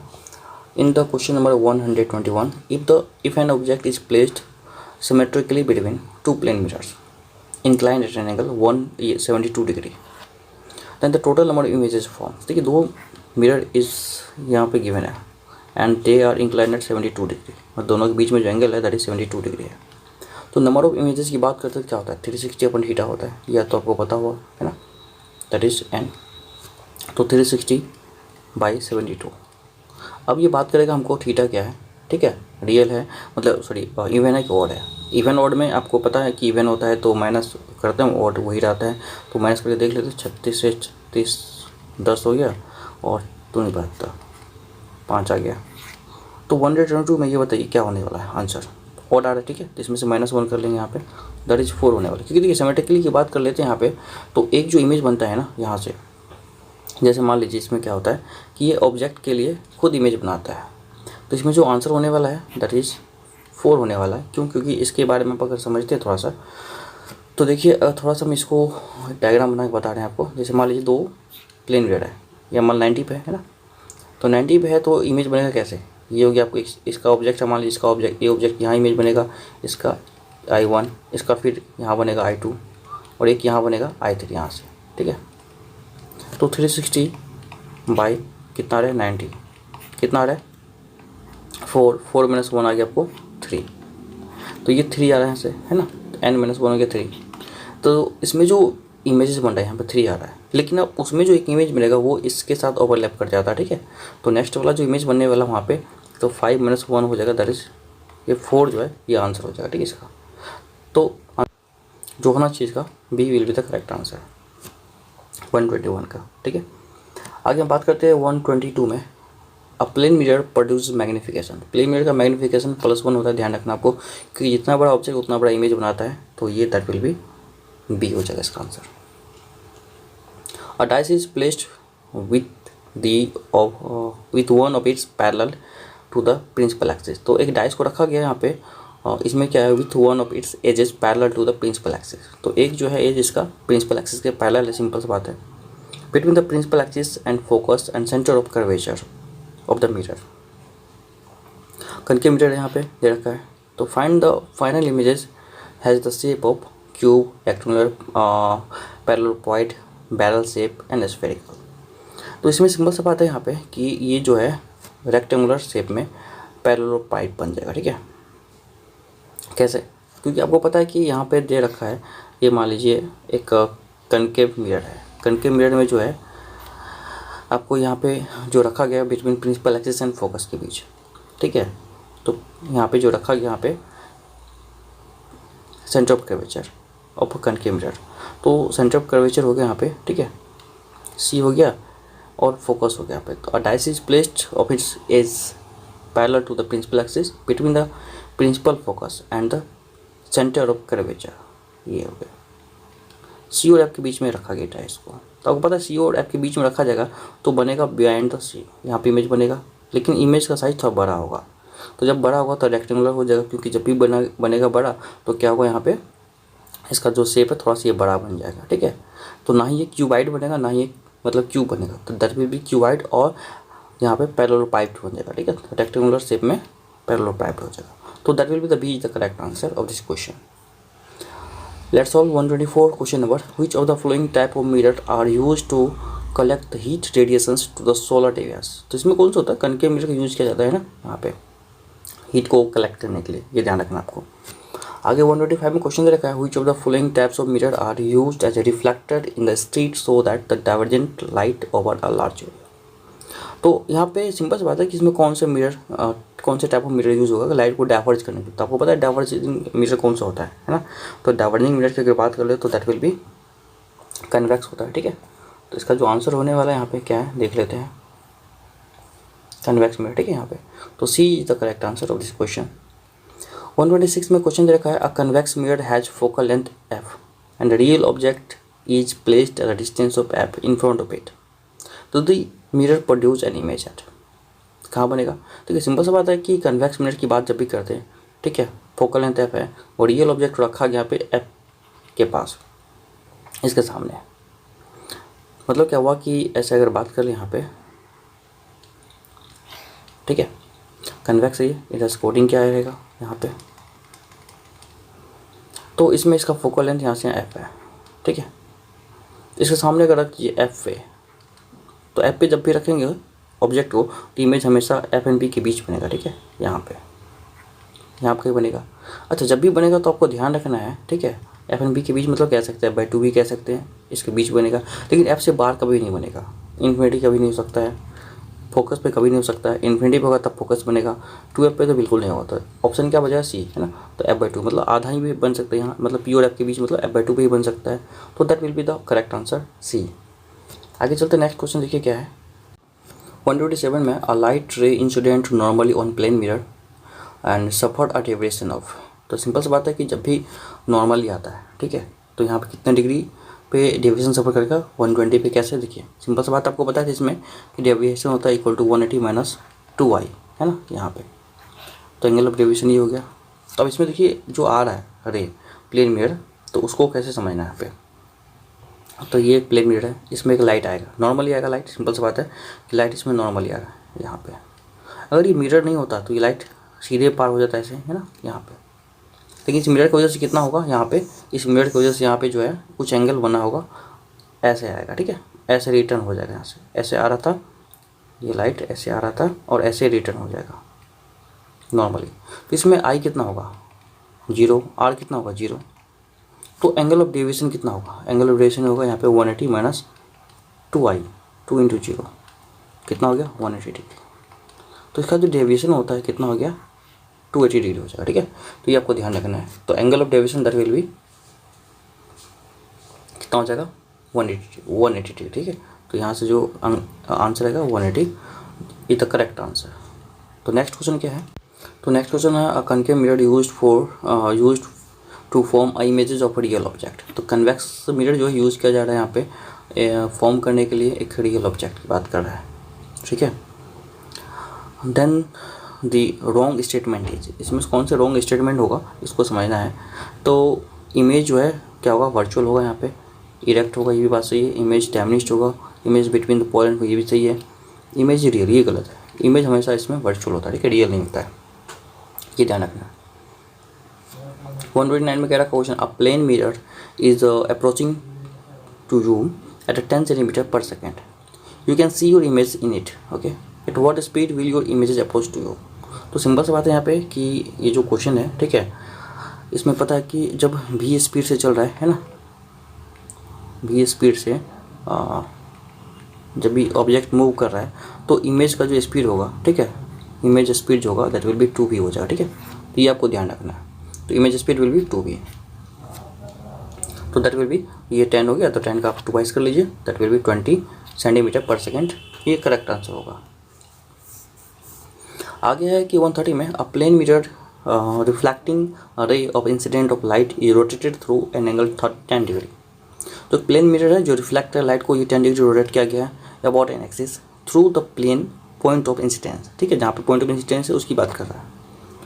In the plane of the mirror and perpendicular to the plane of incidence, then the reflectivity कितना दिखेगा। ठीक है, जब भी आपको आएगा थीटा डिग्री रोटेट करता है, ध्यान रखिए, जब भी आपको क्या करना है, यहाँ पे प्लेन मिरर रिफ्लेक्टिंग रे कर रहा है, अ प्लेन मिरर रिफ्लेक्टिंग अरे ऑफ लाइट, इंसिडेंट लाइट, ये रोटेटेड थ्रू एंगल 10 डिग्री। तो प्लेन मिरर को 10 डिग्री रोटेट किया गया, ठीक है। तो इसका जो आंसर हो जाएगा यहाँ पे तो थीटा डिग्री का रोटेट हो रहा है, ठीक है। तो आपको ध्यान क्या रखना है, तो जो रे होगा that will B rotate by 2 theta degree, है ना। तो क्या हो जाएगा यहाँ पे, ये कंप्लीट रे रोटेट हो जाएगा यहाँ पे, रिफ्लेक्टेड रे जो 2 थीटा मतलब 10 का 2 गुना 20 हो जाएगा, दैट विल बी 20, है ना। 20 degree that will B rotation is the correct answer. आगे क्वेश्चन दे रखा है 1/131 में, अ convex mirror of focal length F produces N images 1/n, ठीक है। तो एक आपको कन्वेक्स मिरर की बात कर रहा है, इसका फोकल लेंथ एफ है, ये प्रोड्यूस कर रहा है 1/n of size of the object. तो the distance of object from the mirror is, तो क्या होने वाला है, distance of object from the mirror, तो ये डी क्या होने वाला है, मिरर से। इसकी बात कर रहे हैं, इसको समझते हैं। देखिए इसमें कैसे पहले बना लेते, क्या क्या करना आपको। इसमें जो क्वेश्चन दे रखा है फोकल लेंथ जो यहाँ पे दैट इज एफ दे रखा है, ठीक है यहाँ पे। और अगर बात करते हैं यहाँ पे जो मैग्नीफिकेशन है ये 1/n दे रखा है, क्योंकि 1/n टाइम प्रोड्यूस हो रहा है इमेज, तो दैट इज m = 1/n हो गया, ठीक है। तो अब इसमें हमको कहा गया यहाँ पे कि u क्या हुआ, ठीक है, इसके बारे में। तो u की जगह हम -u ही रख लेंगे, ठीक है, कोई दिक्कत नहीं है। यहाँ पे जो है u का वैल्यू जो है दैट विल बी -u।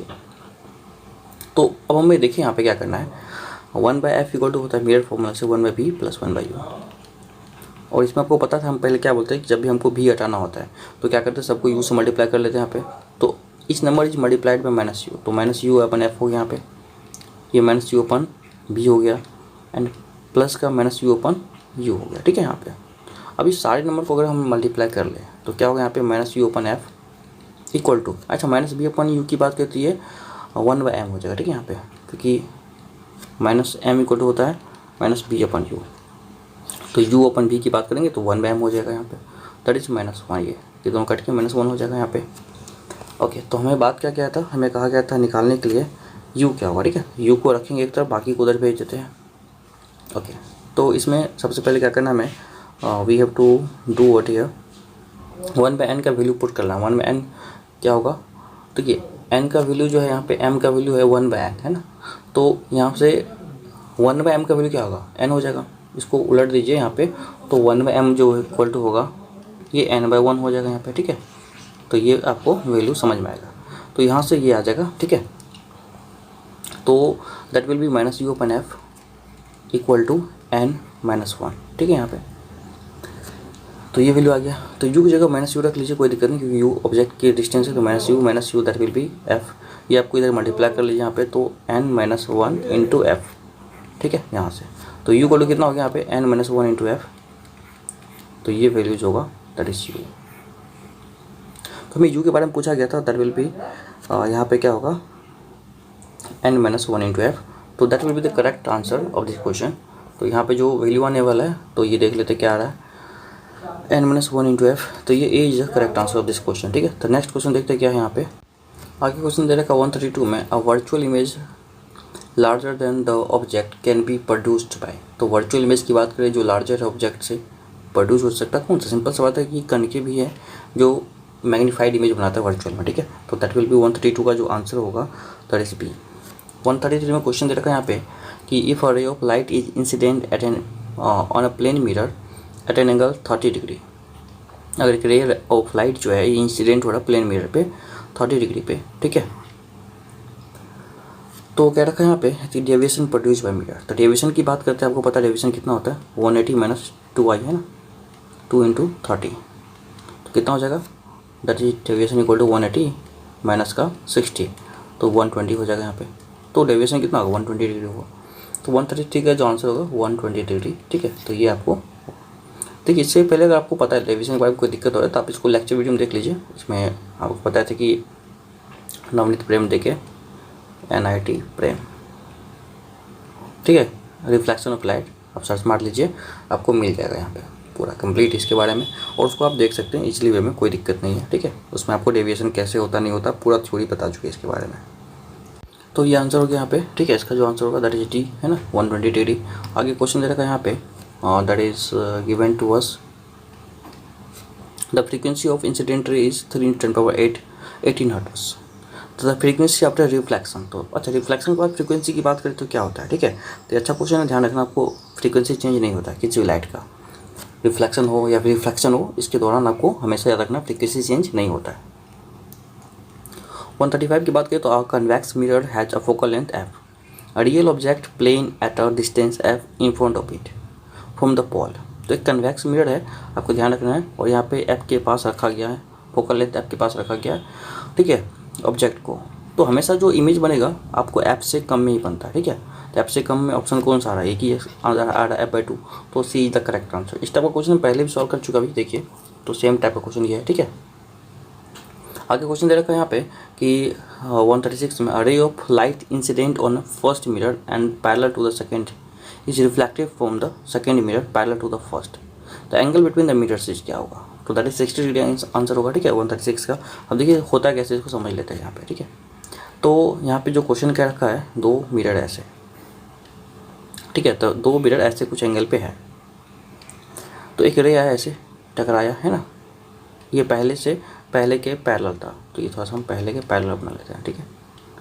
तो ये इसके पैरेलल आया यहाँ से, फिर ऐसे टकराया, फिर ये इसके टकरा ऐसे पैरेलल हो गया इसका, ठीक है, ये ध्यान रखना है। मतलब ये इसके पैरेलल आया, ये पहला मिरर के पैरेलल आया, ठीक है, ये दूसरा मिरर है, तो पहला के पैरेलल आया, फिर दूसरे के पैरेलल ये चला गया। तो हमें पूछा गया यहाँ पे ये एंगल कितना होगा, तो सिंपल सी बात समझ लेते इसको। देखिए ये एंगल मान लेते हम थीटा होगा, तो ये भी थीटा पे ही जाएगा, है ना, ओके, थीटा पे तो थीटा पे जाएगा। और ये जो है यहाँ पे पैरेलल है, ये थीटा है तो ये भी थीटा होगा, पैरेलल ये है, ये थीटा है तो ये भी थीटा होगा, क्योंकि पैरेलल है। ये लाइन अगर पैरेलल होगा, दो लाइन अगर पैरेलल है, तो ये एंगल थीटा है तो ये भी थीटा होगा, क्यों, क्योंकि ये हो गया आपको कॉरस्पॉन्डिंग एंगल, ठीक है, तो ये थीटा तो ये भी थीटा। सिमिलरली ये भी एक थीटा होगा, क्योंकि ये कॉरस्पॉन्डिंग एंगल ये थीटा होगा, तो ये भी थीटा होगा, क्यों, क्योंकि ये एंगल बन रहा है यहाँ पे, ये लाइन इसके पैरेलल है ना, तो पैरेलल होगा तो ये थीटा तो ये भी थीटा। तो 3 थीटा इक्वल टू कितना हो गया, 180, क्योंकि एंगल के तीनों एंगल सम यहाँ पे 180 होता है। तो ये हम ब्लू वाला से मार्क करिए, आपको ट्रायंगल बन रहा है, तो ये ट्रायंगल देखिए, तो 3 थीटा 180, तो थीटा इक्वल कितना होगा 180/3, मतलब 60 डिग्री। तो इस तरीके से थीटा 60 आ जाएगा आपको। तो यही क्वेश्चन इसमें क्या रखा था। तो आई होप ये बात आपको समझ में आया, तो ये सारे क्वेश्चन का सॉल्व हो जाता है। तो आई होप ये आपको वीडियोस पसंद आया होगा। अगर पसंद आ रहा है तो आप लाइक, सब्सक्राइब एंड शेयर जरूर करेंगे, ठीक है, इसको, और अपने फ्रेंड्स को जरूर बताएंगे कैसा। ये बहुत अच्छा बुक्स है। देखिए सिंपल सी बात है कि ये बुक्स जो है आपको सारे डाउट्स क्लियर कर देंगे, लगभग जितने भी थ्योरी पार्ट्स हैं, जितने भी ये मतलब क्या कहते हैं इसका न्यूमेरिकल पार्ट्स है, जितने भी कंसेप्ट वाला पार्ट है, सारे क्लियर हो जाएंगे। तो आई होप ये बात आपको समझ में आया होगा, सारे क्वेश्चन समझ में आ रहे होंगे। तो आप प्लीज़ थोड़ा सा इसको सपोर्ट करके लाइक एंड सब्सक्राइब कर सकते हैं, ठीक है। फिर चलते हैं नेक्स्ट क्वेश्चन, मिलेंगे आपको नेक्स्ट चैप्टर के साथ। तब तक के लिए thank you and care yourself. तो खुद का केयर कीजिए एंड टाइम पे खाना खाइए, ठीक है। उसके बाद आप पढ़ाई मस्तिष्क कीजिए, कोई टेंशन नहीं लेना आपको, ठीक है। सारे अच्छा, इसके बाद आपको कौन सा बुक चाहिए वो भी बता दीजिए, तो वो भी बुक का हम सोल्यूशन करा देंगे, आपको टेंशन नहीं लेना है।